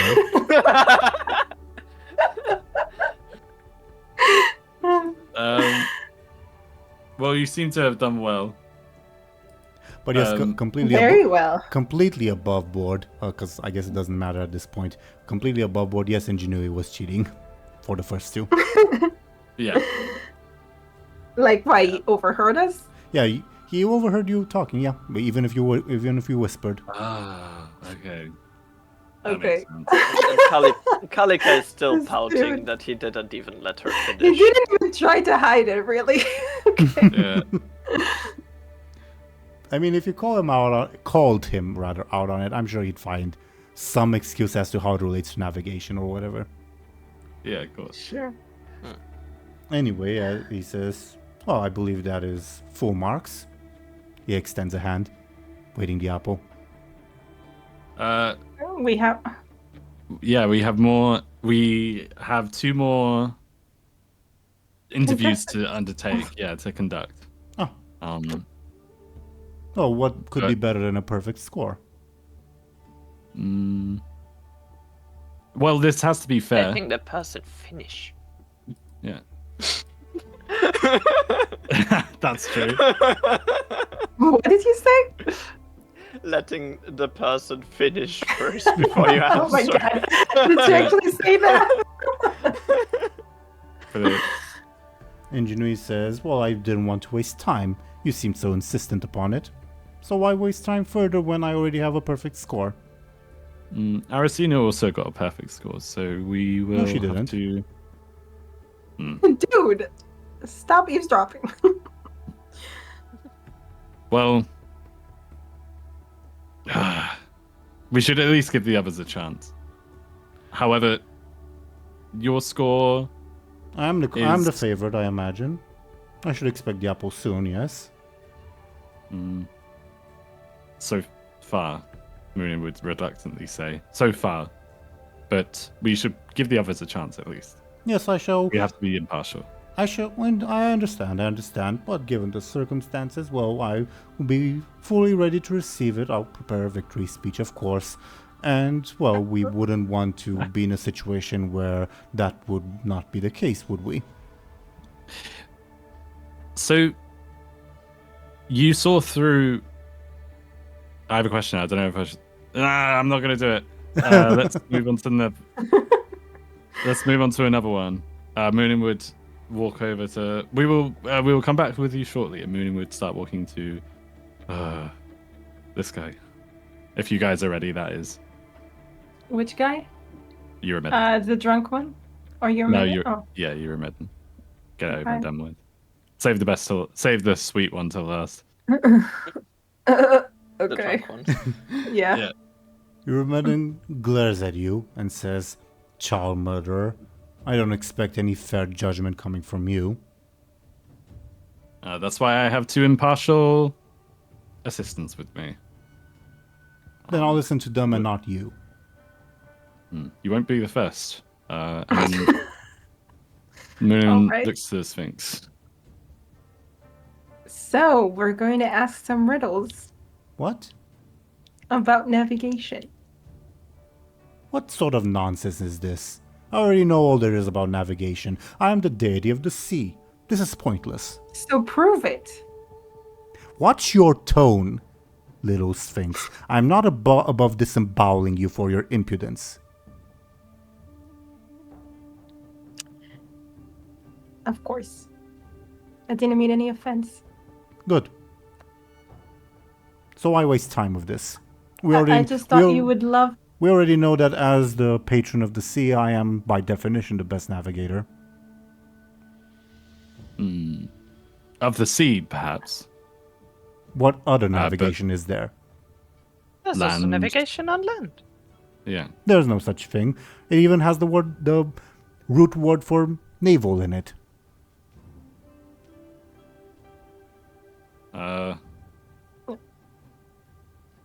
Aracena would probably disagree with that. And there is also the skies, which I assume Ingenuity is... Well, I don't know, is that fair to assume actually above boards? Would just Ingenuity fly? He does fly, but he does not, like, control birds, if that's what you're asking. Nah. I guess maybe that's what Muninn meant, which is not what I meant initially, but... Well, they are wrong. And I'm right. No, in the sense of like... Oh, no, okay, sorry. Never mind. Yeah, your medicine says, well, they are wrong, and I'm right. Well, these riddles will... I trust will a be... truly impartial judge to realize the fact that navigation can only involve the sea by pure definition. And these... Muninn speaks. And that's why these riddles are all about the sea. Yeah. Well, then let's get it over with. All right. I rise and fall with a rhythmic sway. Sailors depend on me to plan their day. Predicting my movement is a sailor's lore. What am I? The tides, that was obvious. I'm glad to hear it. You're not very good at this. Ouch. Okay. Mark the miles would make no sound. On maps on where journeys are found. Without me, sailors would lose their way. What am I? A nautical chart, come on. Very impressive. I can take you far, though I have no hands. I travel through oceans, not through lands. I'm always moving, but I don't make plans. What am I? A current. He looks very You seem bored. to be very good at riddles. The sea is my domain. Yes. Above board, because you asked stuff about the sea, of course he knows. Yeah, we promised that it would be about the sea. I wasn't about to test that. Yeah. And like my bowls where they are. Your Bowels where they are, I mean. Oh my god. Okay. Oh my god, I didn't even realize what I was saying. I'm sorry. No, It's a really good way of putting it, though. Well, Oh my god. then let's get on to the last one. Yeah. Alright, I'm all yours, says Eurymedon. Misinterpreting, Oh, no, misinterpreting what Kalka meant. Yeah. Oh No, my God. we have one more. Actually, Muninn would let the Sphinx say, because What? But it was Is it- already free. no, we have one more person. That's Oh, what Muninn yeah. was about to One say. more person. Calico or Sphinx, mind you, it doesn't have to just be. As in, Muninn was about to say it, but they would just be shut down. They said. Oh, okay. Oh, we have another person to test. Why bother? Is it not obvious that I'm the best navigator? To I'm prove the that deity. you're... I'm the deity of the sea. What is the point of this? Why did you even bother asking the others before me? Is it not obvious? It's navigation, and I'm the deity of the sea.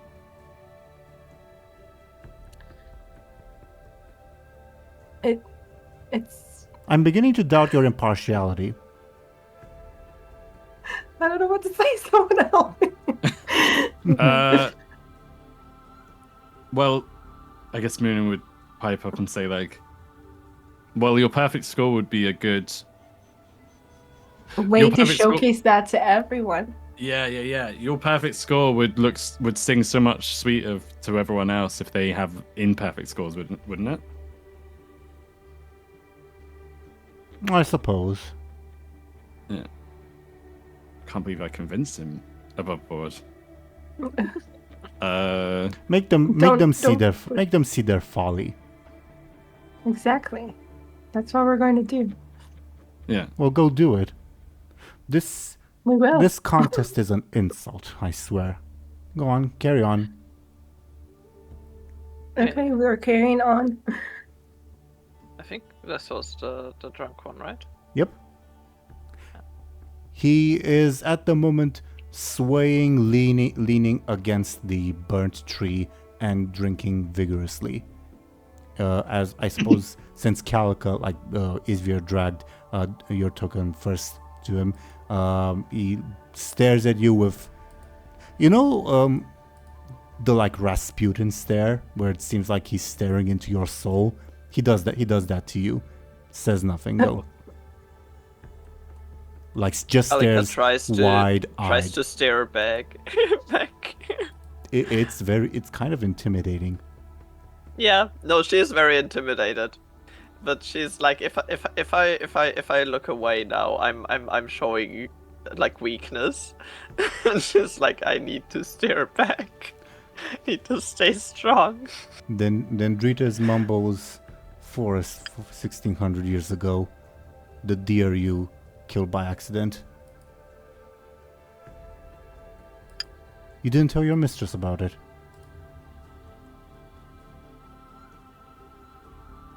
Wait, what's happening? She would avert her eyes and be a bit uncertain what to do.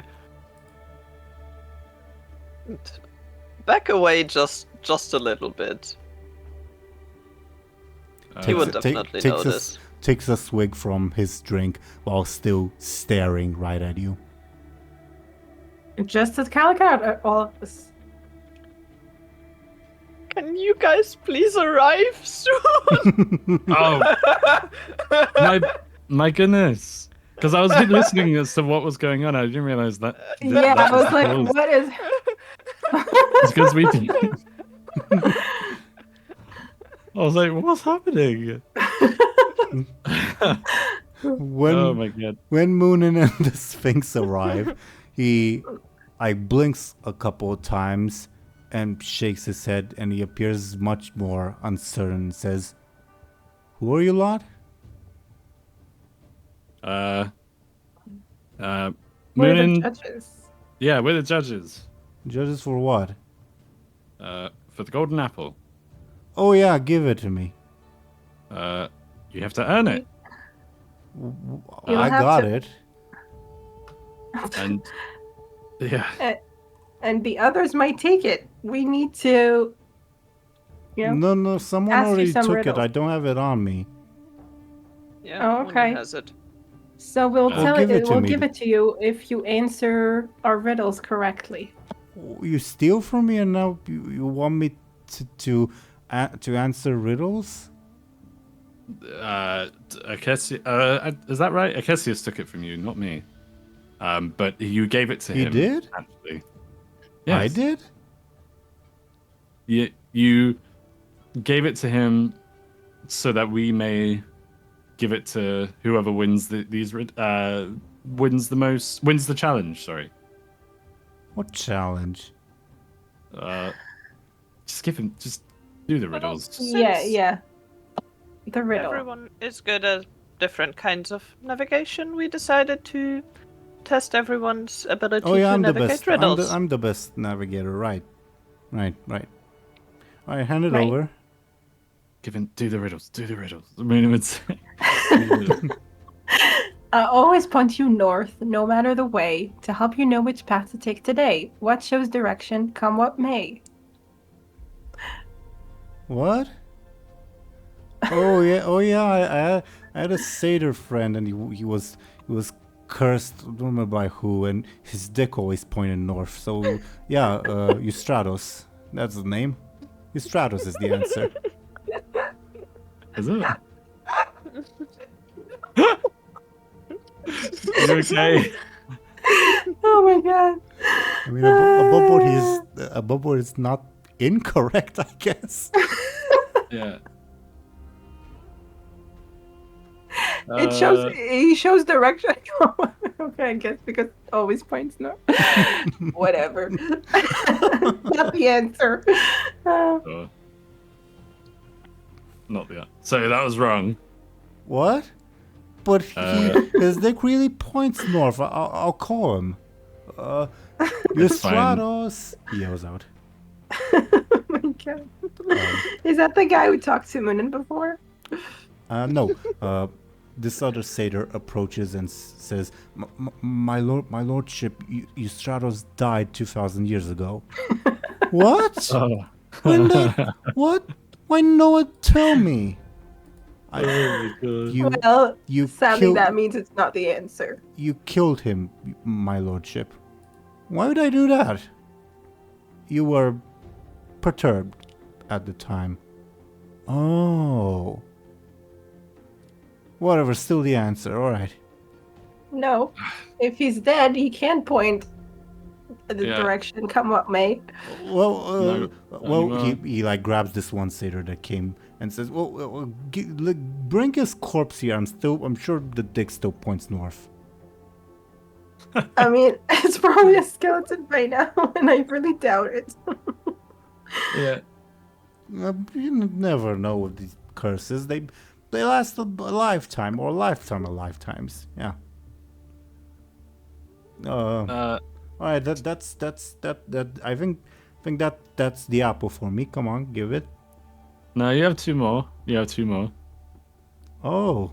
2 more what? 2 more riddles. Riddles. Speaking of which, give him the riddle. Give him the riddle. Oh my goodness, I'm giving him all the really easy ones. Okay. I can guide you through deserts, forests, and seas, but I don't have legs to move. What am I?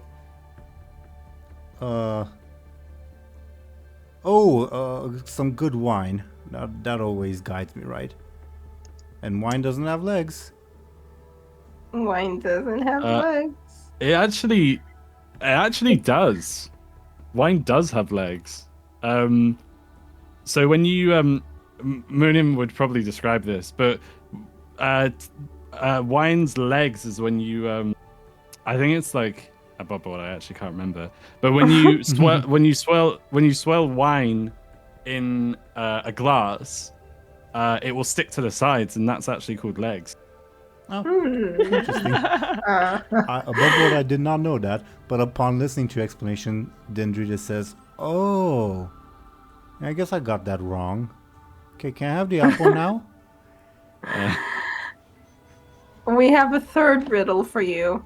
Why a third? I thought we were the 5th one. Sure. Well, either way, you have one more. I thought he said I have 6 more. Whatever, come on. All day.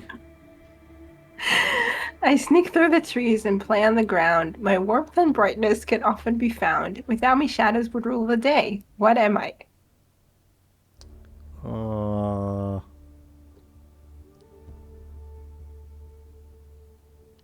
A good hangover. No. No, it's the sun. Oh yeah, it's the sunlight. Oh, it's my brother. Yeah. Cause you need sun to grow a good grape. Yeah. Sunlight. Yeah. Good for you. That was actually correct. I'm impressed. I mean, I was correct so far. In your brain, probably. We have to go tally the results now, so we will be back shortly, maybe. What does tallying have to do with it? I swear I didn't kill Eustratos, you know? Why you have to tally him? What? You did, your lordship. Oh, you shut the fuck up. Well, we will be back. This was certainly entertaining. Yeah. If it was a competition for entertainment, you would win for sure. Yeah. I mean, my brother's the better singer, but okay. Can I have the apple now? I'm already gone. If that's okay, or if not, I could. Yeah, You I guys think can- we're all gone. You guys can be. I think we're all gone. Sure. Yeah. Where are we going? Kalika wouldn't wait any second more than necessary. Okay. So Muninn would say to everyone, Where are we? In the Oh, middle. here we are. Okay. yeah, we're here. So Muninn would walk to, funny enough, because I'd like to, Muninn would walk to the house where everyone felt a bit uneasy. Mooninn's idea is that if they're No one can do anything. Listen. about Listen it. in. yeah, hope if whether or not that actually works is another thing, but No. it's an attempt. Above solid plan. That said, Sphinx and Kalka, you feel instinctively repulsed by this location. You don't want to be near it. Oh, what is this place you brought us? No one can hear us here, but we don't have to stay here for long. Okay. So, among the results, I guess breaking the stunt, right? Because the other two heard the stunt and believe me, or actually no, it doesn't really work that way with players. Anyway, not really important. So, Aracena got 2 failed attempts and 1 right. I Ingenuity think got. it's clear who the winner is. Who do you think the winner is? You're Midden, of course. But all of his I don't want to get on his bad side. all of his questions were nautical themed. Of course, he was going to win. Well, Genuine I'm also not got like all you. of them right, though. Even though he was an asshole. You don't like me. Is that what no, you said? I just said I'm not like you. Oh, I thought you said, "Well, I don't like you." Sorry. What did you say, Izvir? Sorry. The Ingenuity The also Ingenuity had got all everything 3 right. Yes, correct. yeah. Even though 2 of them, yeah. Kalika is still Oh, pouty. that's right. That's right. That's right. Muninn would say I have 2 propositions for who won, or who deserves the apple, should we say? The drunk one, he doesn't deserve it because he only got 1 right. So, Yes. Yeah. You can debate that you got Aracena. 2, right? For sure. oh, he got 2. Sorry. No, I'm saying you can debate that he got 2. Oh, okay. Aracena only got 1 right. Sorry, Kalika. Ingenuity got 1, all of them right, but only one of them was unique, was fairly fair. And Eurymid, all of them were right, but all of them were also of his domain, so it's debatable as to whether or not that was fair. I think So, the fairest one was still Aracena because she was the first one. She didn't didn't get to listen in, and she also had questions that were not of her domain. but she only got 1 right. And I will say, of all of the fair points that was scored, it's 1 each, saving Eurymedon, which is 0. What? Everyone's got, as in everyone apart from Eurymedon got a fair point each, but Eurymedon got 0 fair points because it's his. I mean, domain, I so- asked him questions about navigation. True. It's debatable whether it's. To be fair, is that unfair? I didn't ask Aracena questions about the sea. I was fair. Wait. No, that would mean Well, you did you- ask her questions outside of the forest, though. Yeah. No, I asked her about a map. I don't remember. I asked her about a map and I can't remember. Yeah, no, above board. terrain. You did ask her about very general on-land stuff, but not specifically forest. There, we Okay. didn't find. We didn't look for And forest questions. Kalika is biased. Yeah, sure. I'm gonna have to be right back. I'm really sorry, but Muninn, just to give you a little bit of something to chew on, Muninn would say, Ingenuity probably deserves it, but Euromedon probably too. So be right back. Sure. What? Above I board, didn't hear the end.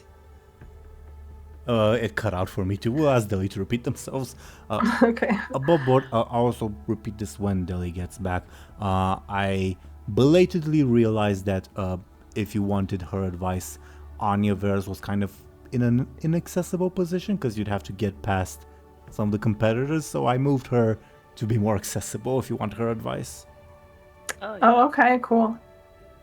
Maybe we will. Yeah. I mean, my above board idea of who it would be the smartest to give it to, Yeah. from Muninn's perspective, would be Ingenui. Just because, Because he he just has... asked. They just asked for a favor, Yeah. and Eurman is already mad at them anyway. Yeah, and with But the Aracena, thing- I mean, I don't okay. know what the present is. But yeah. And Arisina also kind of hates them already, or something. Dislikes. Yeah. That's a better word. Sure. I mean, yeah, I guess.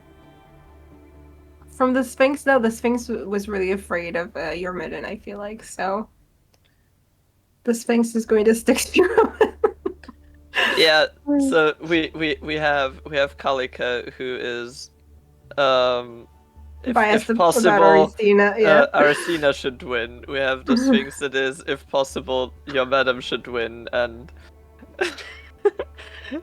and Muninn, who should probably try to make Ingenu win since they just ask a favor. Well, I mean, above board, it's not. Is it a favor if it's like a contract? I guess they didn't pay it yet. They didn't pay it yet. Above board, it's sort of considered that Muninn has paid, and obviously, lacking honey, has offered their soul as collateral until they can get the because honey. they feel it. Yeah, Mhm. yeah. All right. Well, a bit of their soul, anyway. Then it's not exactly a favor. It's not like Ingenuity can't back out, can he? Not easily. Okay. So maybe it's not exactly a consideration. I don't know. Well, Delhi, well, whenever they get back, should also think about any future considerations as well. Yeah. But yeah, how does it feel to be Paris of Troy? I hate it. What? I didn't get it. The myth of the golden apple and all that, it's not the Iliad, Oh. but the related to the myth of Troy.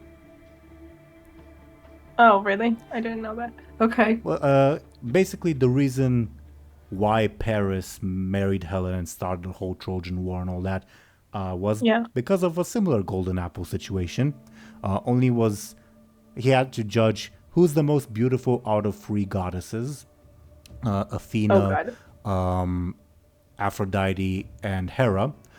Athena promised Paris, "Oh, you'll be the wisest and the most brilliant general ever." Hera promised Paris, "Well, I'll give you all of Asia to rule." And Aphrodite said, "I'll give you the most beautiful woman in the world to rule." Guess which one Paris picked? Okay. Okay, welcome back, Deli. Welcome back. So, Hello. Who should get the golden apple? Well, I guess Deli, a small thing while you left, we sort of established, and we should fill you in. I belatedly realized that Anya Veras was positioned in an sort of inaccessible position, so if you want her advice, I've moved her to be more accessible. Thank you. I think we should talk to her. I also have another. I also thought of a solution. Are we still rolling, or did we? We are still Debating. debating. Yeah. As in, so we didn't pause the recording. Nope, No, we're still no. recording. Okay, that's I what I think. meant. we did not. No. Okay. I had a thought while I was AFK, but I'd like to talk to. Well, if you guys want to talk to Anya as a last sort of, what should we do? Then we can. I mean, can we do that? The one that would probably lead us to Anya is you, so it's your decision. But I'm asking you as players. Is the thing. It would probably be a good idea. I mean, what was your idea though? Like, My, I think I'm going to propose it to everyone, including Anya. Okay. Oh, okay. Let's Okay. Because it's probably a silly idea. So, okay. Where is? Oh, here she Pretty is. close, like Yeah. right over there. She's gazing wistfully at the ruins as she turns at your approach. You suspect because of the smell that she recognized you. I mean, with her back turned. hello. Have you? Hello. Have you made your choice as to which one shall damn you yet? Well, of all the people who fairly won this challenge, well, none of them, but we thought we'd ask your advice before we make the decision. Of the challenge, we decided to go with riddles. You did what? Yeah. Riddles are a very respectable form of Contest. yeah, exactly. All right.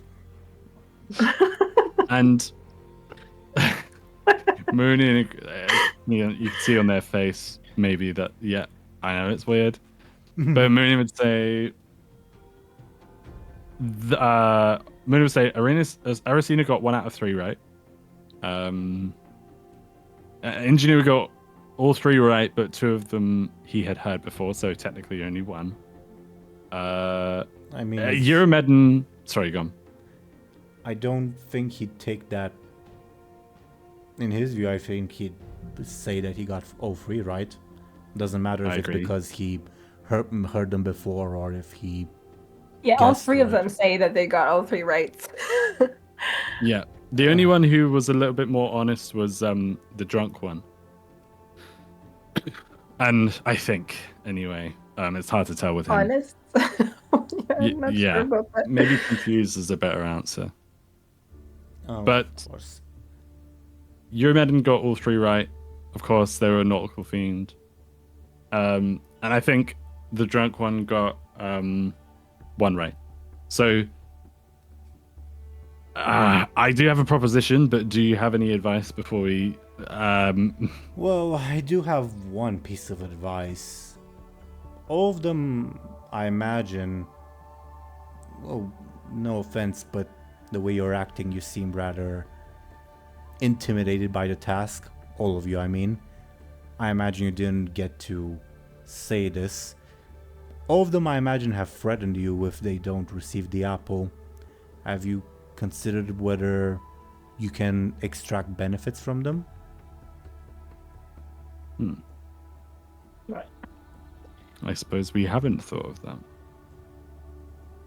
Obviously, from their point of view, they'd love to just threaten you and give nothing, but, well, you have what they desire. Yeah. I will. That's a good. I suppose that would be the deciding factor then. Though they wouldn't see that as the losers wouldn't see that as fair, would they? I Well, don't think they would see anything as fair. Depends. Yes. What about Yeah. my riddles, though? And I mean, no offense to you, honored Sphinx, but I believe your bodily integrity is more important. Perhaps. Though I will mention, whatever result you provide, there will be people who are unhappy. Your best bet would be to make them as not unhappy as possible with how you word the delivery, let's say. Wow. What if my proposal, and I know this is a bit crazy, but these gods are crazy, so maybe it could work. What if we just split the apple? It would lose its entire worth. Ah, And, Well, well, even if it didn't, sure, maybe some of the deities might be open to being conciliatory, but not all. okay. Well, we will go with your plan then. Anyavarus. I don't know why I said your full name like that. Above board. Call it a suggestion, not a plan. I'm technically not supposed to be involved. Well, let's hope this works. Thank you. As long as we're all in agreement, Muninn would look around. what are we in agreement on? So, We're going to ask for favors now? yeah, I propose that we ask what these gods can. I propose that there would be a four-way tie, because I guess technically there was one, and to Okay. because all the gods are all right in their special way. I don't know if this got cut out, by the way, but okay. And then we can ask the gods what they can do to deserve. Is Anyavarus that's still not- next to you when you say that?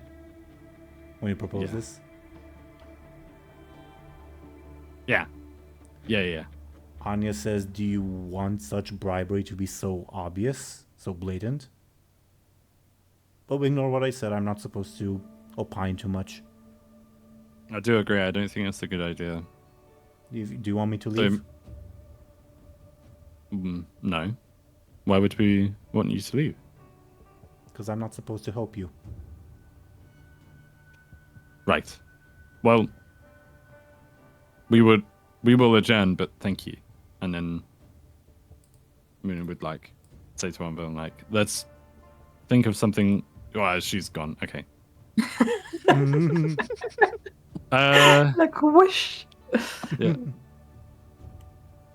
So we announced that there's a four-way tie, and we propose that there will be further interviewing, but we won't say how we will be interviewing.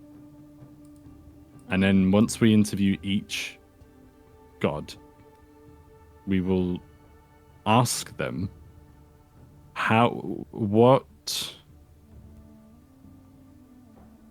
this is where I guess I'm open to suggestions, how can we make this not obvious? I mean, can I read up on the Paris story? I mean, you can, but it's not. I don't think you'd find many hints there because in the Paris story, the Yeah. bribery was very obvious. Yeah, okay. I was wondering because I was like, okay, how did you do it? Okay. The free Kalika goddesses. doesn't. The free goddesses outright said, "If you choose me, I'll give you this." Yeah, okay. Yeah. Kalika seems very uncomfortable with the whole thing. Just because, well, while she should be impartial, also her mistress is one of the four people. So, Yeah. I guess we could pose the question, what does your power... I'm just trying to think of in my head how you would phrase it. Also, How can you... Izvir, just to clarify a bit, Erisina is not necessarily your superior. She rather sees her nymphs and dryads as companions. Of course, she's the best hunter out of the entire group, but you guys are just, in her view, companions, even though she is obviously the best. Yeah, but also, yeah, Kalika is. She does want her approval, and Sure. she did get like big praise earlier, so she doesn't want to like lose that immediately again. Sure. So yeah, she's uncomfortable with that. And it's like, I don't know. But she also doesn't have a better idea, so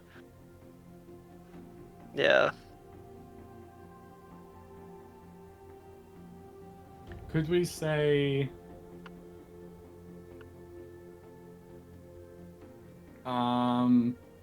how can your,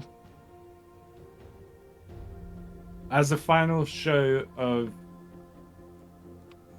deservedness, I don't know what the word is, but as the final show is of deservedness, how could, sorry, I'm a little bit away from my mic, sorry. As the final show deservedness, how could you, what?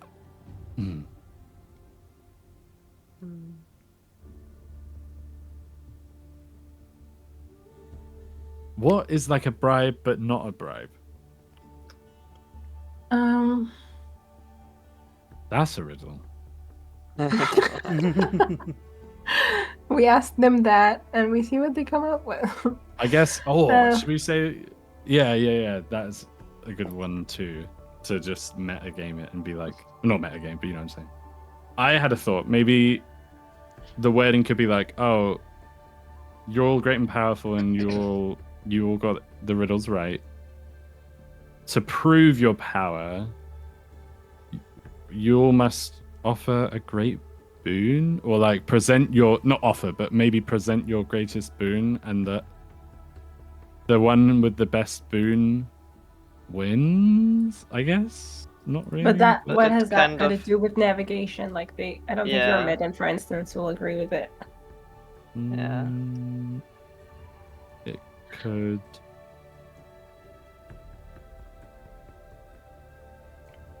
On the surface, nothing. But then to make it about navigation, you could say your. I don't know. I really don't know. What did earlier we said? Answer the riddle. What is a bribe and not a bribe? I was don't kidding, but okay. Okay. Yeah. No, I said it out loud and realized that. I think. So never mind. Yeah, I don't know. That's a tough one. That's a really tough one. I mean, like the fact that it's gonna be clearly a bribe. Is it a problem just because they'll get mad? I mean, we could say that. Oh, I tell you what. Should we? Yeah, that's the thing. You're right. Could we just say They're like, going oh, to don't tell prove. the others this, but if you bribe us, we'll give you the apple. Oh my god. Okay. Is that no, what I didn't think we would go that way exactly. Okay, what were you thinking? I was thinking. I'm not sure. Like,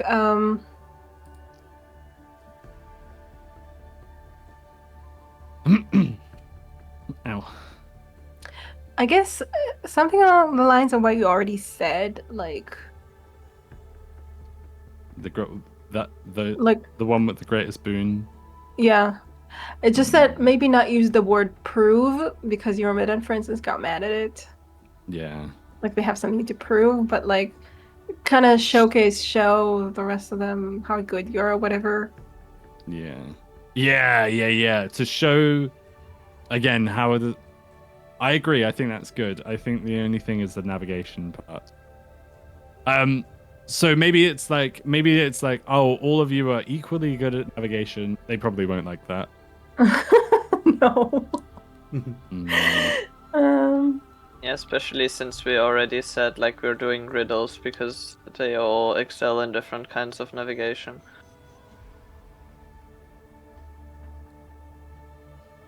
Either way, four-way tie. And to break the tie, you must present your greatest, not achievement, boon, or like you must progress. To break the tie, may the best god win. Present your best boon for the impartial judge. I guess. Doesn't really. I don't know. It kind of works. I feel like they'd be maybe not all of them, but they would probably be eager to jump on the opportunity to prove themselves as like the best one, you know? Yeah, Maybe... to show to the others kind of that they're the best. Well, yeah, I'm the best one because I have the best thing. Like that. Hopefully. Okay. That's all we have at the moment, I think. And I'm just going to do the other thing, which is like we lie to them and say, it's a three-way tie, so we're going to do more interviews. We talk to each one of them and say, hey, don't tell the others, but we can give you the... And they're so... I think that could... But it just sounds like, oh, you can't really prove that you're best. So bribe us. I don't know. It's like... Yeah. It's kind of insulting, what, I feel like. It's a bribe no matter what, isn't it? Yeah. And I think they'd probably be... They probably appreciate that we're being honest, at least. To them, as far as they are concerned. And they think, oh, here's a chance I could undercut my siblings. With the lying one. With the other one, which is like the boon one. So we have two options, a lying one and a boon. They both have their benefits and drawbacks.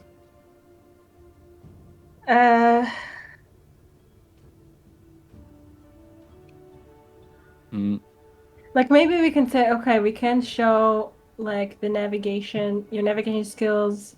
We can show that clearly. So instead, I don't know.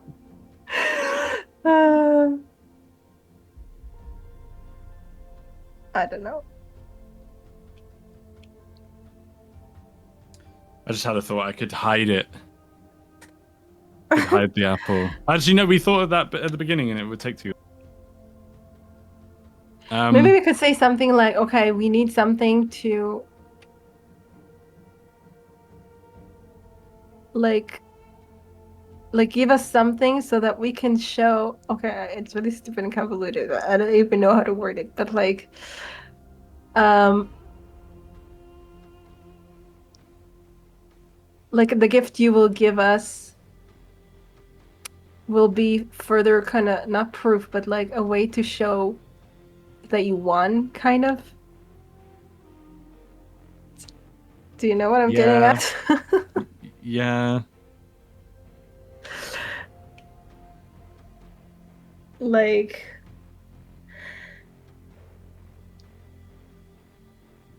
oh, this is a tough one. I do think I see what you're saying. It's just getting the wording right. yeah. There's got to be a perfect wording where they are so eager to get this apple that they don't really, they're just like, and eager to like show off their own power. The only one that I think, well, yeah, I mean, the only one, they all are kind of a narcissist in their own right, I think. The only one who isn't, in my opinion, is Dendrites and Ingenuity. That's half of them. Exactly. So is not a good thing. But it's not a good thing. I mean, actually, maybe engineer. Maybe he does revel in the fact that he's like the best messenger. I mean, he cheated. Yeah. Benjamin just likes the party. I think he's the only one that doesn't really care about that sort of He stuff. wants the apple, but he doesn't know left from right. But yeah. The safest option, I think, would be to give it to Eurymedon, as far as Muninn's safety. Yeah, Muninn is also going to be hurt by Eurymedon soon, isn't he? Are they? Oh, That's- yeah, true. That's true. And maybe that could be one of the boons or bargains. Like, it would only work in the lying. You're giving a different lie to each one, or maybe the same lie, just different to each one. Where Muninn's like, don't tell anyone this, but we're going to give you the apple if you do X, Y, and Z for us. And then Muninn's boon would... slimy. Yeah, Muninn's boon from Eurymedon would be, don't hurt me, and then maybe something else. Sure, but like, you can't use your stunt, right? Yeah, you already used it. Yeah, the lying one. So it would have to be Rose, and I don't even know if that's possible against these gods. Depends. Case by case. Yeah, who has the... Oh, wait, I don't know the Sphinx's... Yeah. I don't believe Sphinx, the myth of the Sphinx involves lying from the Sphinx's part, so Yeah. that their sneaky will be very low. Fair. Mhm. So, Muninn, it's up to you. I don't I know. think it's worth... I think if we do the lying one, we should go to the engineer. He's probably heard this whole conversation. No, we're outside. Okay. Assuming that we've spoken about this in character, I would assume and so. didn't decide to go back into the house. Yeah. What do you think, Teeironor? Do you think we Why are would you have asking thought me? about going back? No, as in, do you think we would have thought? Can we about going back into retcon it the and house? say that we went back? I mean, after... Sure, but I think the answer is yes. But I'll make up like a forceful stat for Calica and the Sphinx, because being near that place is unbearable. So let's see how much you can bear of it. All right. Sure. Let's say this is the Sphinx first, and for Calica, okay, you guys got good rolls, so it's very uncomfortable, but you can do it. Yeah. Okay. Kalika is just uncomfortable in general. Yeah, but this being Yeah, near no, that- yeah. I know. The place isn't helping her, but yeah. Mm. So yes, the conversation could have taken place there so that you would not be overheard. Yeah. Yeah, and it would have made sense to go back there after... I I agree. keep forgetting her name. Anya Veras. Yes. After Anya Yeah, left. after she was done. Yeah. After she wished away. The lie scenario, by the way, Yeah. I think part of me prefers that a little bit because I like them both equally because they're both equally risky. Maybe the lying more so, actually. Maybe the lying more. But the lie's reward is that Muninn could probably bargain something from each, well, from Eurymedon and Ingenuity, potentially anyway. Whereas, I'm just wondering if they won't get mad that we're like suddenly deciding that bribing yeah, is the way to go instead of like proving their navigation or something. yeah, maybe they would like to prove themselves more. I mean, I feel like Aracena at least would probably, yeah, in their own ways, even maybe Eurymedon would be like, I don't need to bribe you. I know I'm good. Yeah. So maybe. Yeah. So yeah, maybe the... Can I get a cover show off from your... you, Deli? Yeah. Okay, let's do it. 6 or 8. 6. Okay. I agree with you that, Eurymedon would probably think, well, I don't need to bribe you. But if others start offering bribes, he might have no choice but to offer bribes as well. So he does need to know that it's happening with the others. And he would be the only one who would need to know, I assume, because the other ones would think. Oh, not. Maybe Rimlen's not the only one who would be reluctant. You don't know. Yeah, so we do want them to know. So Potentially, yeah. Okay. So, okay, how about that? like then? show off the other gods. Give us a really great gift, so we can show that So we can show whatever your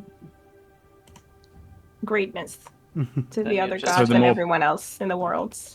The more public one then, and not the I think so. slang one. Okay, we'll do the moon one.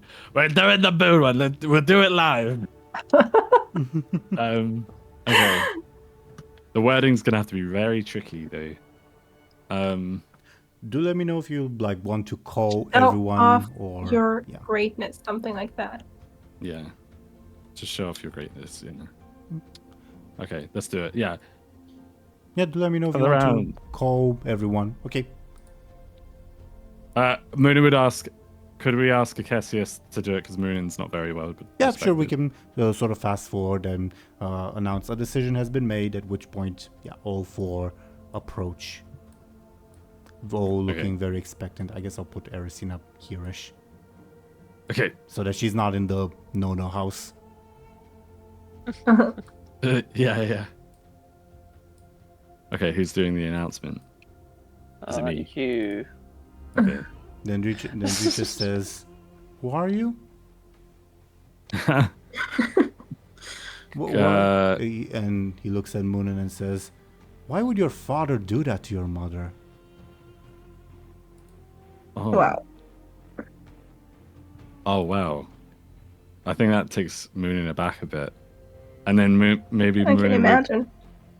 Muninn would go to Akesius before they start and say, can you assure me that they're not going to like what they're going to hear, so can you assure me that you'll protect me for a second? No. Oh, Oh my god. as you wish. Okay.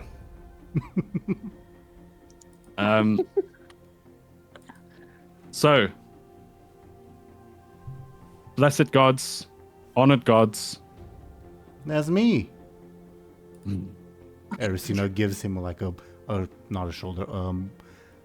What's the word for hit? She hits him with her elbow. Yeah. What did I do?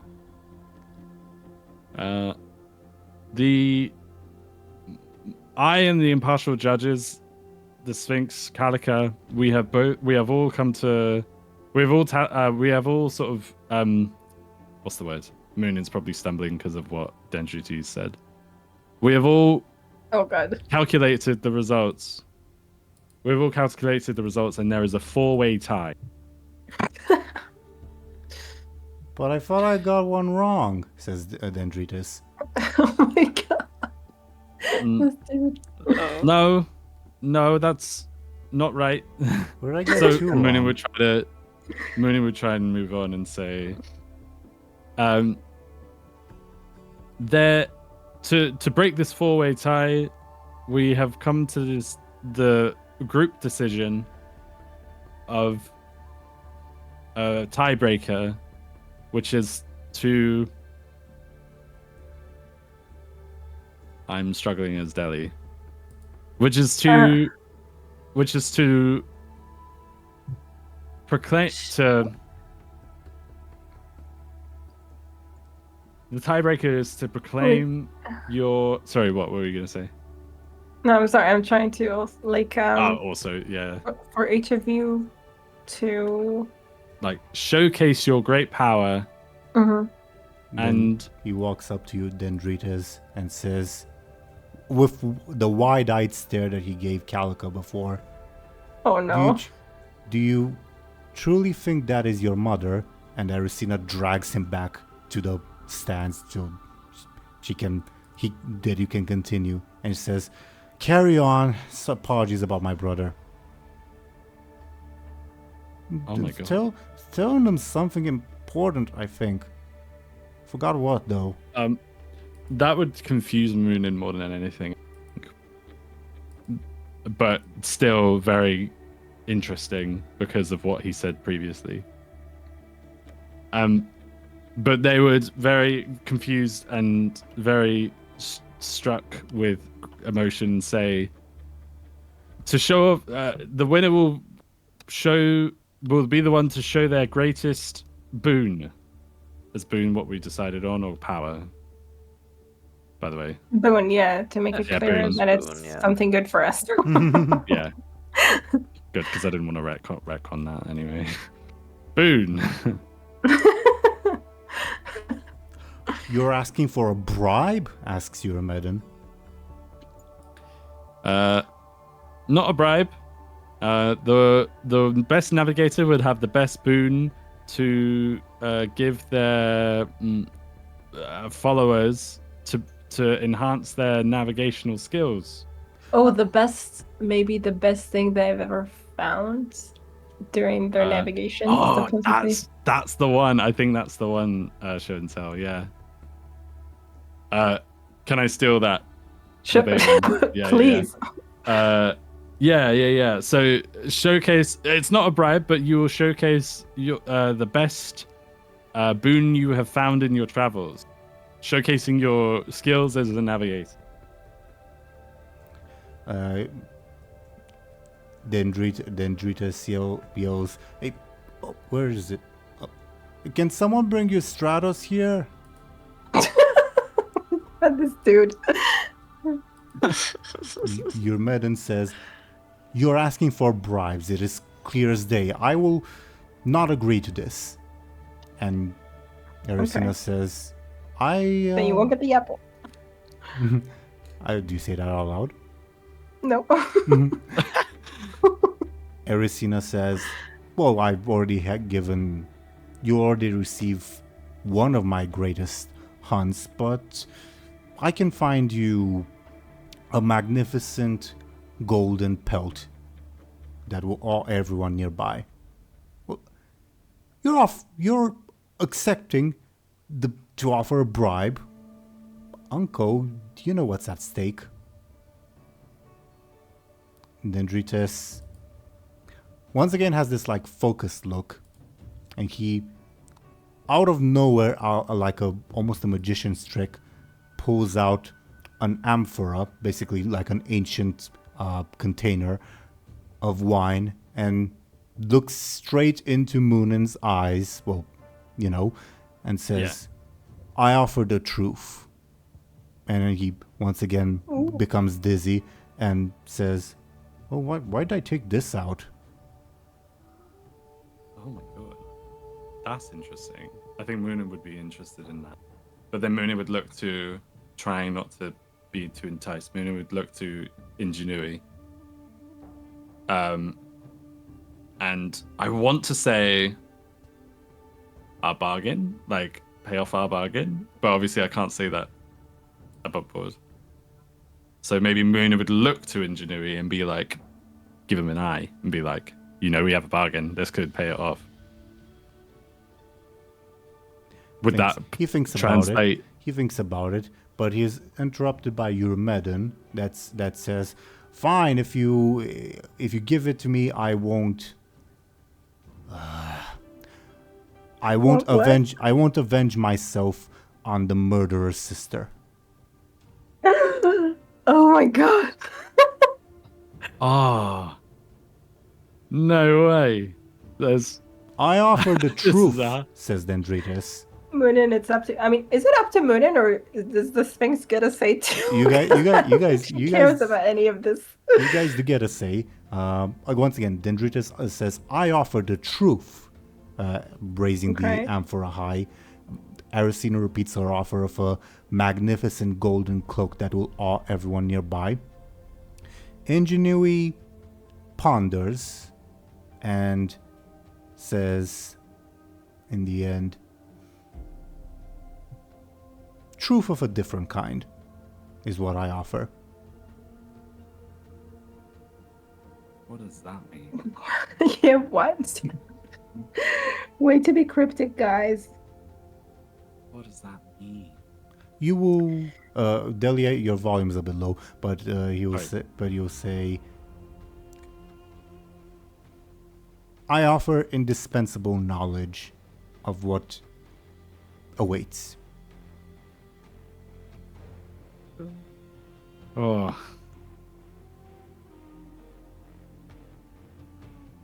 That's a tough one. Because they all have something. I mean, yeah, but you wouldn't like. Would you really do this for Anghel? I don't think so. Even I though think Muninn- Anghel would want you to, but no.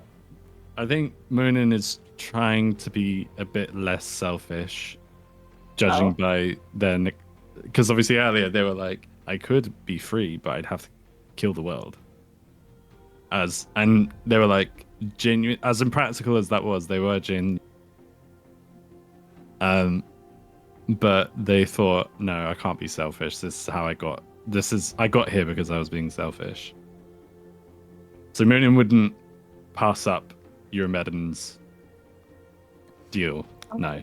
I mean, to be fair, we are going to, well, or at least it was the initial goal why we went. Or we're going to the prince anyway. I mean, the rescuing Angel's Angel's sister isn't just about rescuing her from Eurymedon. True. And maybe the way I see these offers, Aracina's offer. Sorry. Can I get a flashy from you? Calica and the Sphinx will offer you an assist. Well, you know, they'll assist the roll. Yeah. 0. Do you want to improve the roll? If this is related to how well you conveyed your intent at fairness. I definitely do want to improve. In that case, I probably. What did I use my birthday inspiration for? I feel like I should have said. The tree trunk, was it? That The was a bark? waste. Yeah, that was a waste. You said you had something else going on or something. I don't know. No, I do, but it's not as important as this, I don't think. I'm gonna write down what I had in mind, just in case I do forget, though. So if I re-roll, just because I'm a bit thingy with how the rolls work and everything, what's the lowest roll I could get for flashy? You have a flashy of +1. You could get a -3. So a +2 instead of a re-roll would probably be better. You could also get a 5, I suppose. You got a very slightly below average roll. What do you guys think? Should I +2? Would +2 be enough? So it would be It would be 6 better. overall, right? It would be better. Oh, it would be a 6? It'll be a What did you 4. say? It'll be a 4, sorry. Yeah, a 4. Yeah. Since you have 2 assists. Yeah. I forgot assist was 1, not 2. It would be, it would be better. It would mean they're not gonna start necessarily threatening you yet, but you're on thin ice. Okay. But I'm always down for gambling. It's a very tough situation, so I don't think I'll gamble. Is there anything that someone Gamble? could... Okay. No, I won't. I won't gamble. Is there anything anyone can compel you with off the top of their dome that won't? Oh, wow. Because I don't want to I need to look at your... Yeah. Well, so you need I'm always for a reroll, but that's just me, not me being Really? smart. That's I feel like it's very risky. Yeah, no, of course it is. but That's Didn't why. say it wasn't. it could also be very rewarding. Yeah, Hmm. I just like rerolls. Okay. Something to... Well, I should Yeah, say, Deli, if you're improving your roll, what are you invoking as well? I would be that's a good question, actually, because it would depend on that. Very distrusting and secretive would be the first one.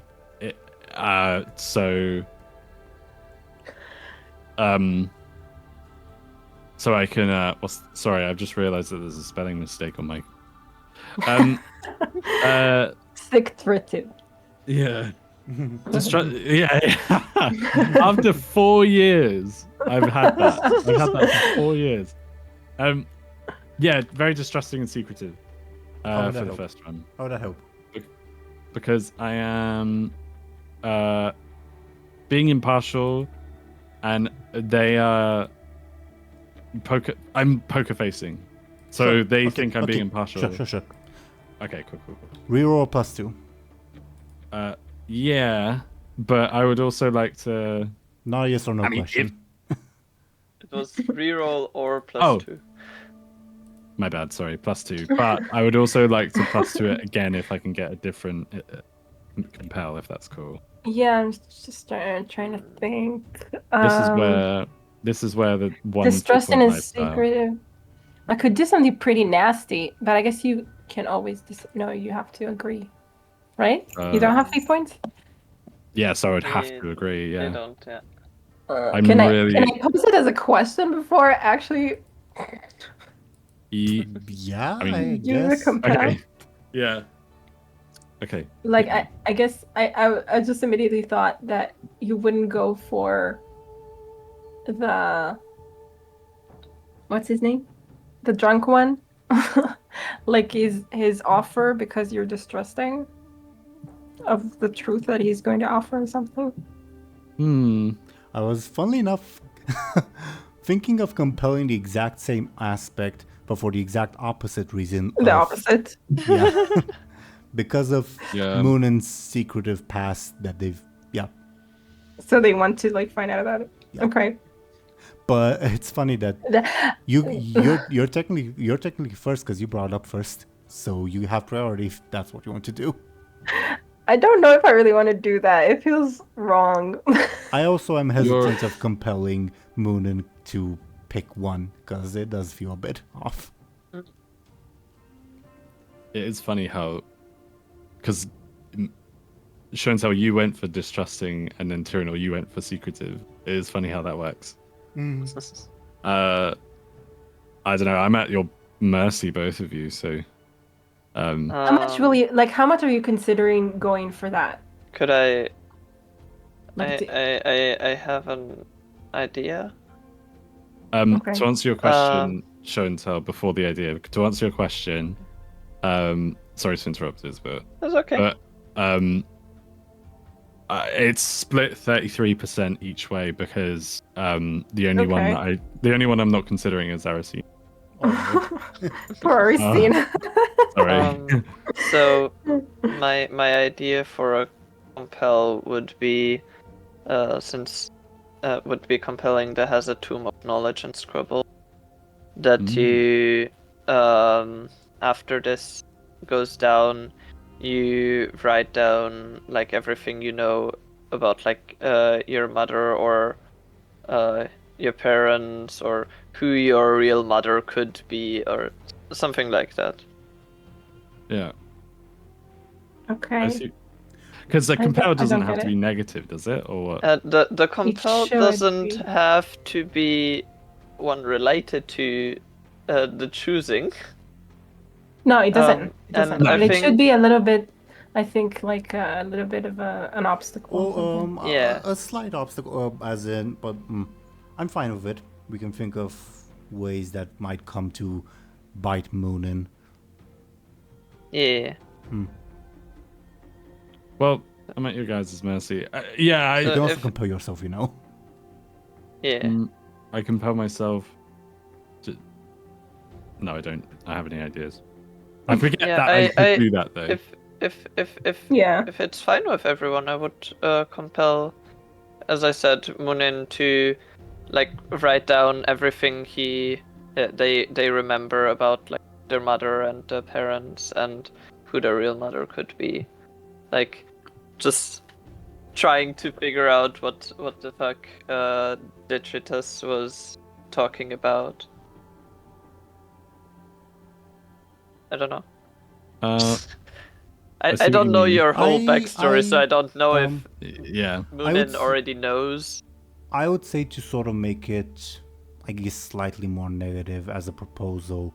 Not just that Muninn spends time writing that down, but that it becomes an important goal for Muninn to find out more, if that makes sense. Not necessarily affecting the choice now, maybe, but at least, yeah. Yeah. No, sounds good. Okay. Oh, Miroslav, are you compelling Muninn and all that? Yes. Muninn is obligated You to may accept. take my point and give it to Muninn. So I don't.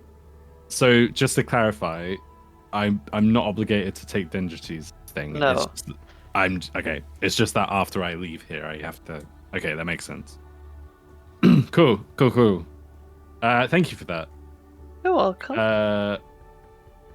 Then I would like to +2 again. I'm just thinking maybe I should compel myself again. Also, what are you invoking to +2?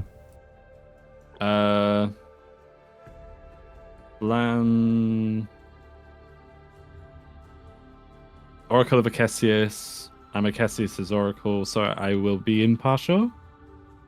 Maybe? Yeah, I'm not. Yeah, I guess so. Yeah, makes sense. Okay. And now the 6. Cool. You appear to have satisfied the impartiality criterion. Okay. And then awesome. Okay. Cool. So now the question is, who do I choose? So Eurymedon is helping Anghel.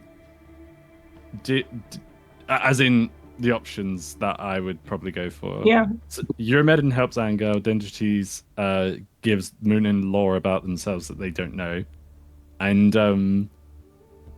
Ingenuity gives information. Future is not the right word because he mentioned before that he's not capable of seeing the future. It's information about obviously things that you do not know that will probably affect the future. That's very compelling, all of them. Well, there's also Arisina's golden cloak that will impress anyone who sees it. Right. Oh, I didn't realize it could do that. Sorry. That does change things slightly, but I think ultimately, in order, I think Ingenuity is the best one because it could help Willa just as much as Eurymedon not attacking Willa. Potentially, we don't know that though. Eurymedon definitely helps Willa, and then Dendrati's only helps Muninn. Arisina helps whoever has the cloak, so it could be everyone. Yeah. But in a very closed, personal way, not in a very like this could change everything kind of way. I mean, maybe it could have that effect. Sorry, I'm yapping anyway. What were you gonna say? But isn't like if things stay as is, isn't your madam also keeping Willa alive because he wants to kill her like in front of It is true. Anghel? That is true. That's true. So if he says like, yeah, okay, I won't kill Villa, Villa could also just die before we get there. More to the point, he is keeping Willa in place, as in her ship in place. If Eurymedon says, okay, fine, I'll leave her alone, the ship can be on its merry way to whom knows where. Yeah. True, that's true. So maybe it's not the best option.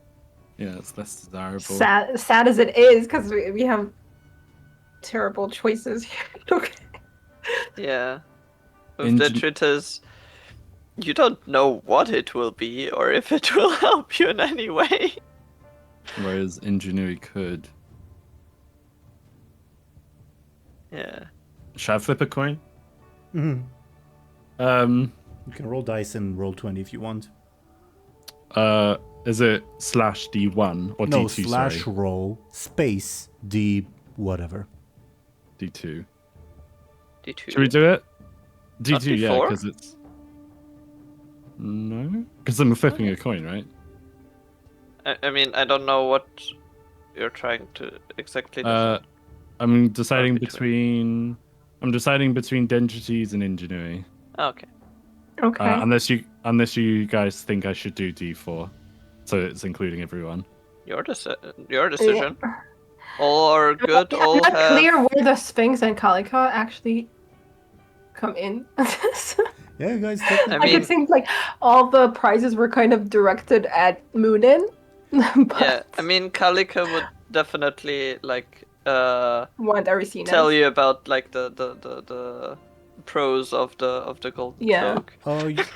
I would say Show&Tell brought up a fair point, so I'll add in a bit for the Sphinx and Calica. Dendrites will offer the same amphora of truth for both of them. Okay, fair. Arisina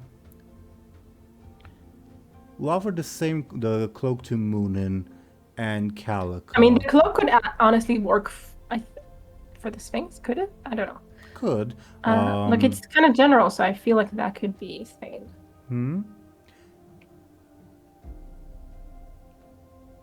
And she also promises the Sphinx to if you guys pick Arisina, that she'll surrender one of her woodland companions that is very proficient at riddles. Oh wow. Okay. Ingenuity. I think his offer would still be information, though more tailored to all three of you in particular. Fair. And Eurymedon for the Sphinx and Calica. Above board. Sorry. No, you go ahead, because I need time to think. Okay. I was spacing out, so I didn't hear what the tail end of what you said, Teeironor, but I think I've made my decision. But I'll let you finish what's going on. Calica and the Sphinx should also provide their input. Yeah, that as well. Like, I've made Even up though what the story doesn't really care about them. We all know that. I mean, still. Eurymedon would promise Calica a magnificent stud of a horse, because that's also part of his domain, horses. And Okay. and to the Sphinx, a Nereid, which is a water nymph that was also not capable, but basically proficient, in answering riddles, basically mimicking Arisina's offer to the Sphinx. All right. But then how does it figure what they want? Like, how do we make a choice? I mean, Yeah. Calico would probably still, even though Arsina did not offer anything to Calica.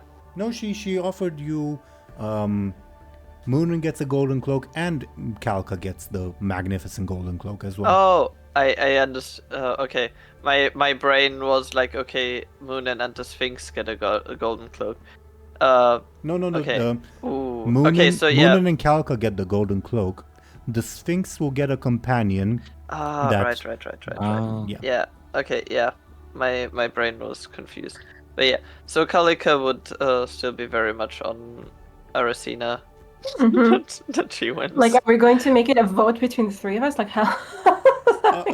For simplicity and the sake of time, let's have it be a vote, and if it's a tie in some way, you guys can discuss. All right? Yeah. All right. Can I do something pretty? What's up? Can I do something that? No, actually, no. Forget it.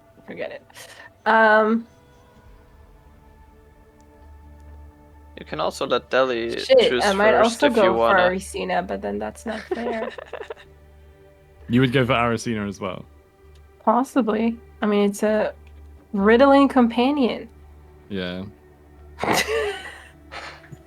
I get the appeal. I Uh, get the appeal. no, you don't. Okay, To be fair to Muninn.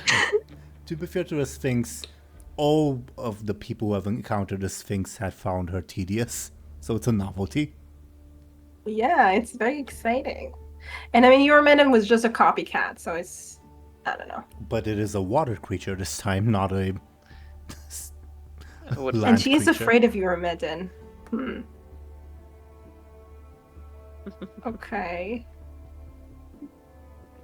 So she might go for Muninn, you know what? Okay, that makes things interesting. I would have gone with ingenuity All right. because or Muninn would, because Dendrites is really tempting, but Muninn could find that info on their own. So this is their logic, I mean. And I'm not saying Okay, fair. this is what... as Deli, I'm not saying this is what we're doing. I'm just like saying what Muninn would do. Sure, makes sense. Yeah. So Muninn could probably find the truth on their own, but they probably can't find the truth that Ingenuity has. And if we've all come to the same conclusion... Well, sorry, if Muninn's come to... Yeah, so what do we do Muninn- now that each of us chose a different person? Good question. Should we just roll a dice? I don't know. That's not fair. Like a I don't know. D3, do you reckon? Yeah. Yeah. Could do. Do you want me to roll? Yes. Okay. Who is which number? Good question, yeah, as well. It, We could go alphabetical, so Deli, Izvir, Show&Tell.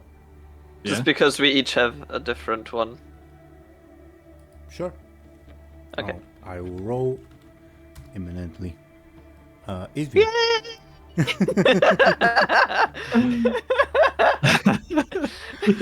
To be Okay. to be 100% honest, this was kind of the answer I was hoping for. Really? Okay. So Okay. Aracida gets the thing. All right. Cool. Okay. I mean, the fin. Why do I keep calling her Phoenix in my head?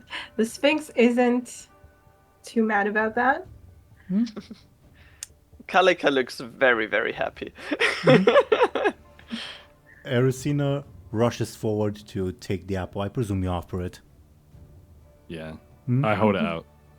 She gazes at it in awe and says, "I'll have what I promised by noon." She looks at like the position of the sun. It's early morning at the moment, so she promises she'll have it by noon. And Okay. she looks at Kalika. Well, it was nice knowing you, Kalika. What? You've been a good and faithful companion. Wait, what? What? And Kalika looks also a bit confused. and she walks. Kills her? What? What is happening? She walks next to you and like grabs you by the shoulders, Kalika, and pushes you towards the Sphinx. And the Sphinx says towards the Sphinx, as promised. Oh, Oh, What? hell yeah. Real shit. This works. That's cool. I didn't Okay. even... Oh, For a it's second, like- I was like, "Oh my god, she's the pelt." I don't know what. I was like, what is I thought that for a happening? second. She's dead. That's cute, though. I like that. That's actually Yeah, quite that's sweet. actually a really sweet ending for this Yeah. little Yeah. creatures, I guess. Aracina, nevertheless, would hug Kalika goodbye, given that Aw. this might be the last time that you guys see each other, and well, except for when she comes to deliver the golden cloak. yeah. Okay. Okay. Kalika looks very, very proud. Sure. Dendritas shrugs and chugs the amphora of truth himself. Okay. Ugh. Your No. Medon stomps towards you, Muninn rather, says, "Don't think I'll forget this, child murderer." Oh god. Muninn doesn't look at... Muninn looks at him, but not his eyes, you know. Hear this, Muninn of Brightland, Oracle of Acacius. For as long as the seas row the earth, you and those closest to you shall find it to be no sanctuary. For as long as rivers cross the land, you shall find no reprieve from thirst, nor from your uncleanliness there. For as long as lakes dot the world, they shall forever endanger you. Never shall you know peace, for the very element sacred to life, water, shall become your enemy. And he marches off. Oh, Does that man. mean it takes effect immediately? Like, Sure. I suppose. yeah. No, I wonder if like, okay. Not sure what you mean in particular, I'll be honest. I guess Does- like, does he have the power to, like, just by saying it, does he have the power to make it so? To Or an is it just extent. like a threat? To an extent, yeah. Okay.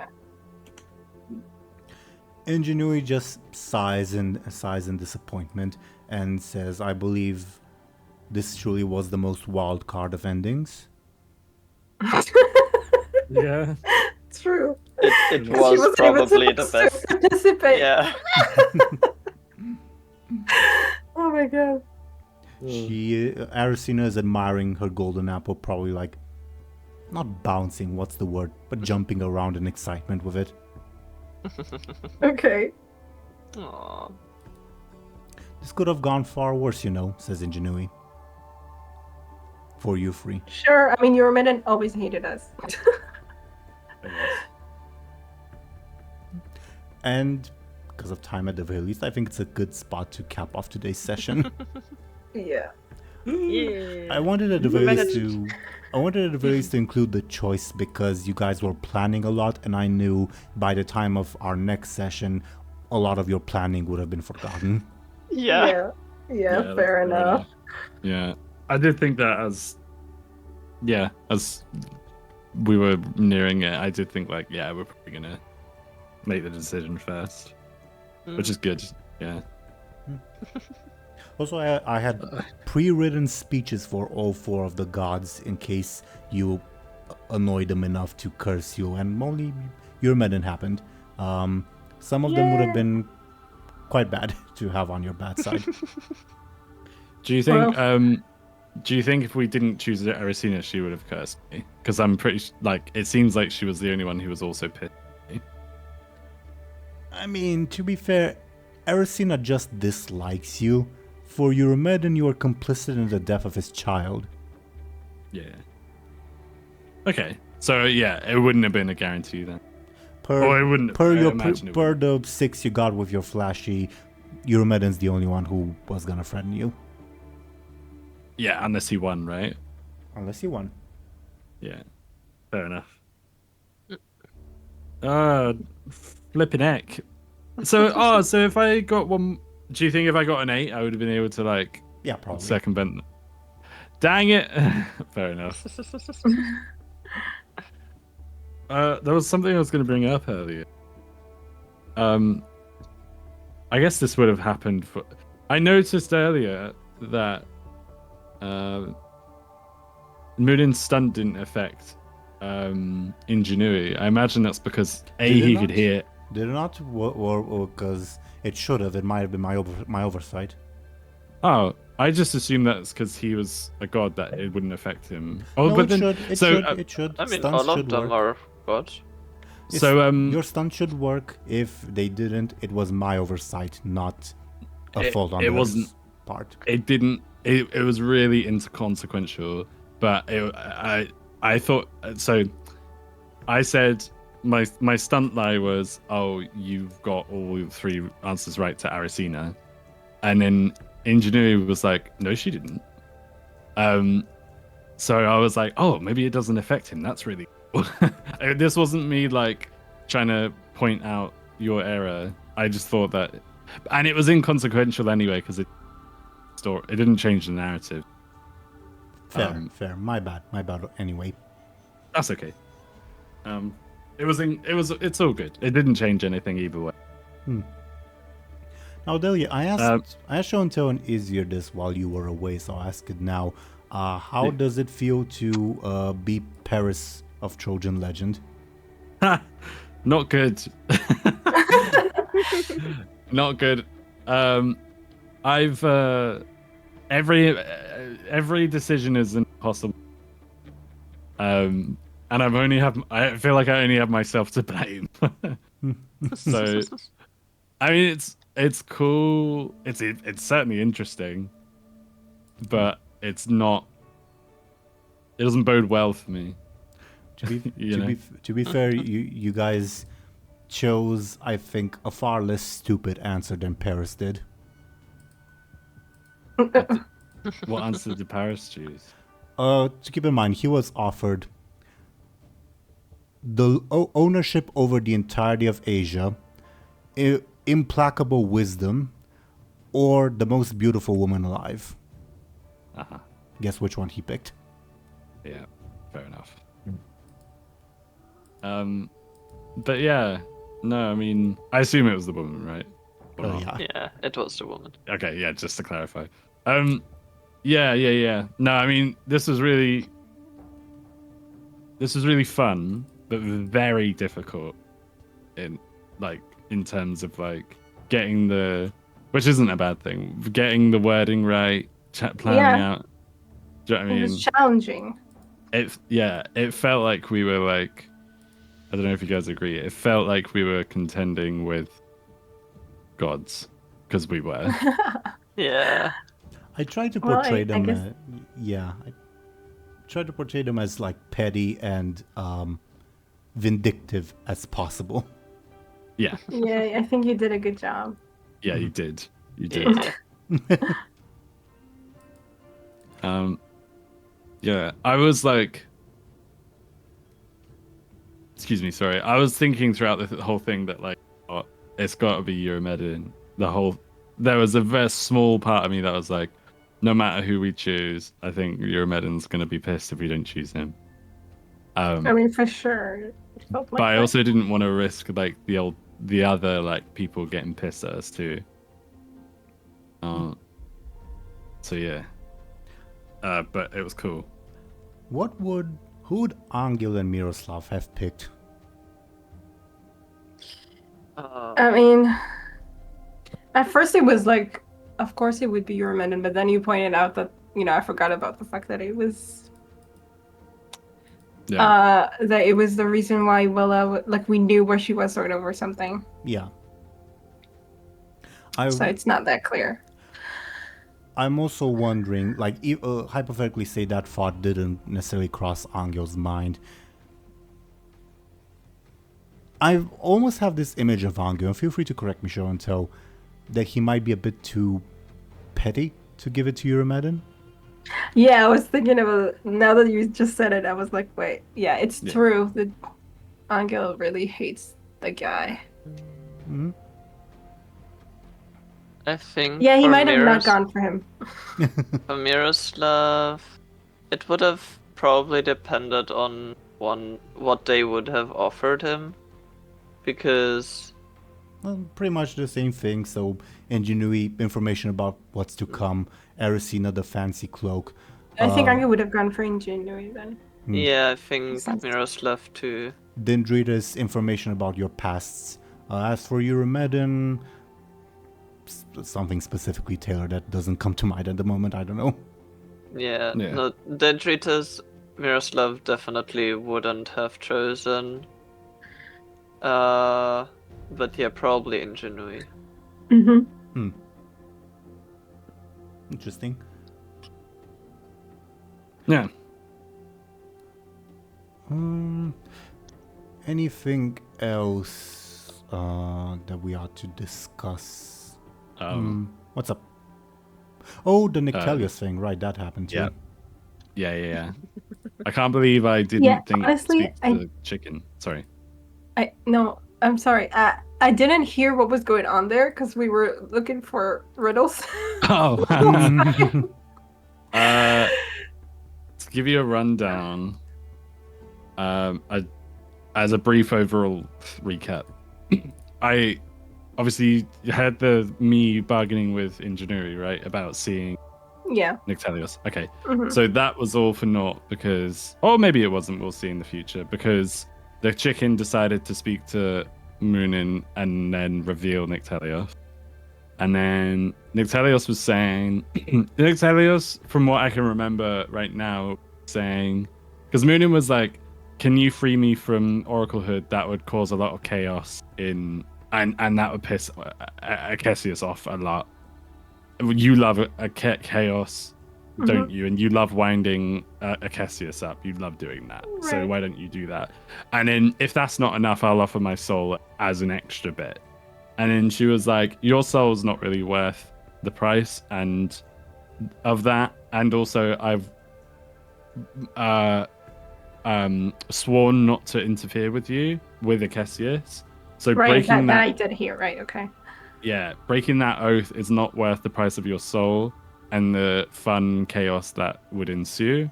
I'd have to have a bigger payment, which is the, I think she said, the heavens will burn, so you will have to make the earth burn. And that would be the price. And Okay.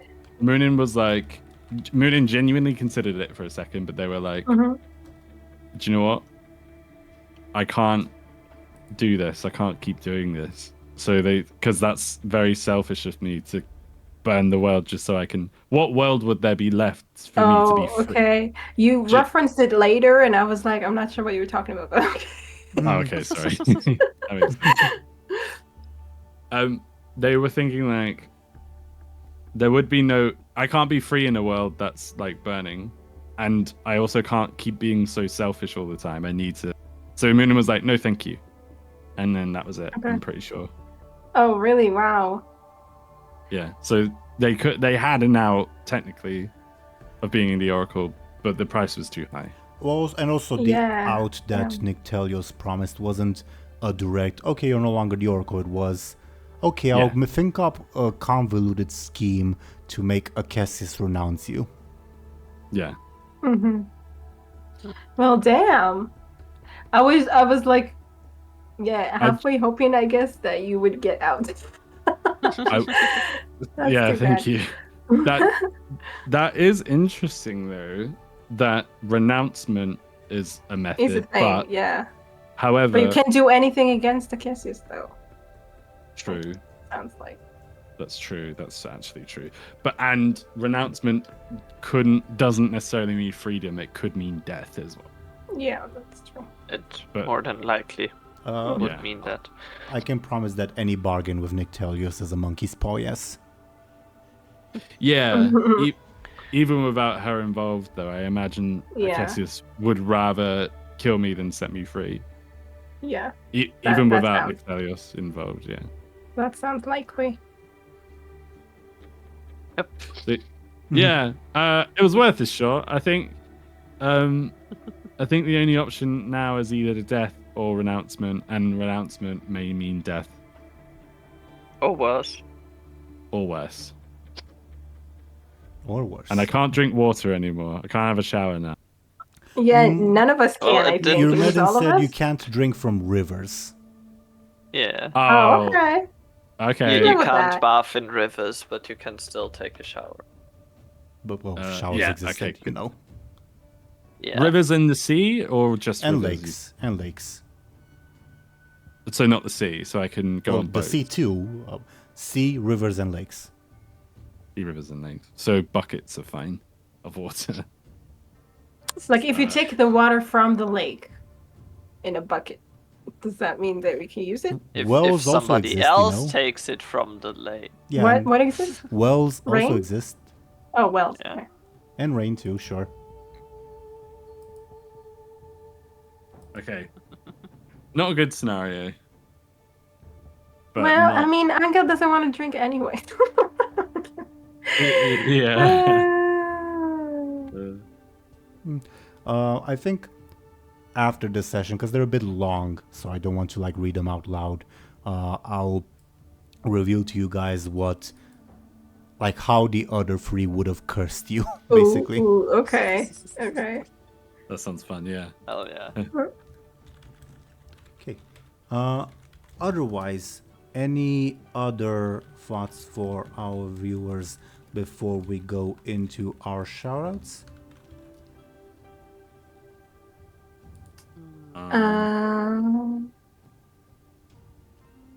I would say you guys did very well today. I should have mentioned that before.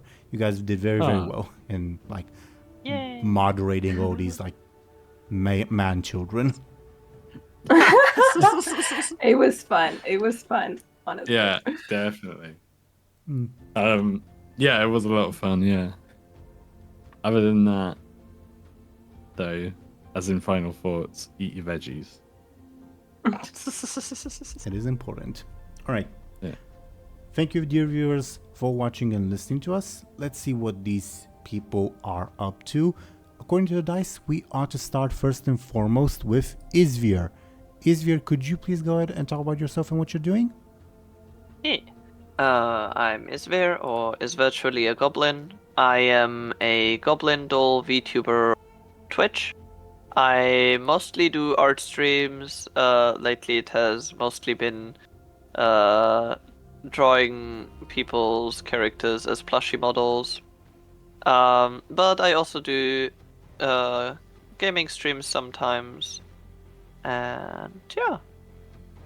My commissions on VGen are open. And yeah. Other than that, I hope you had fun. Nice.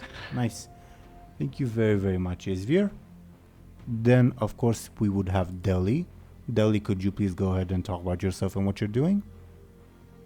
Absolutely. Hello, everyone. I'm Dely. I, excuse me, I'm a mushroom VTuber on Twitch.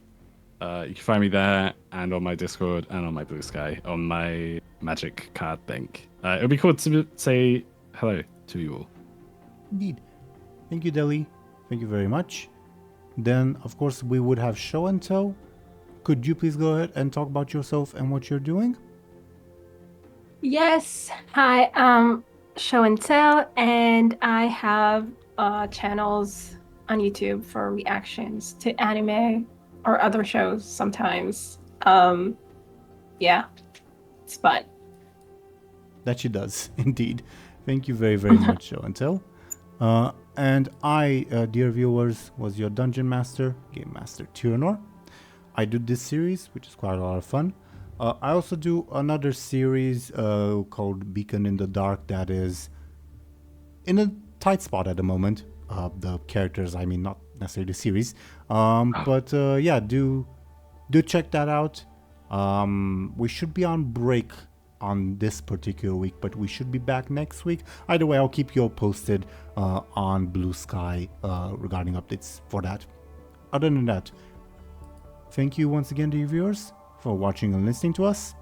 We'll be taking a bit of an extended break because of schedules and holidays and all that, and but we'll see you, I guess, in October, funnily enough, but I'll keep you all posted either way.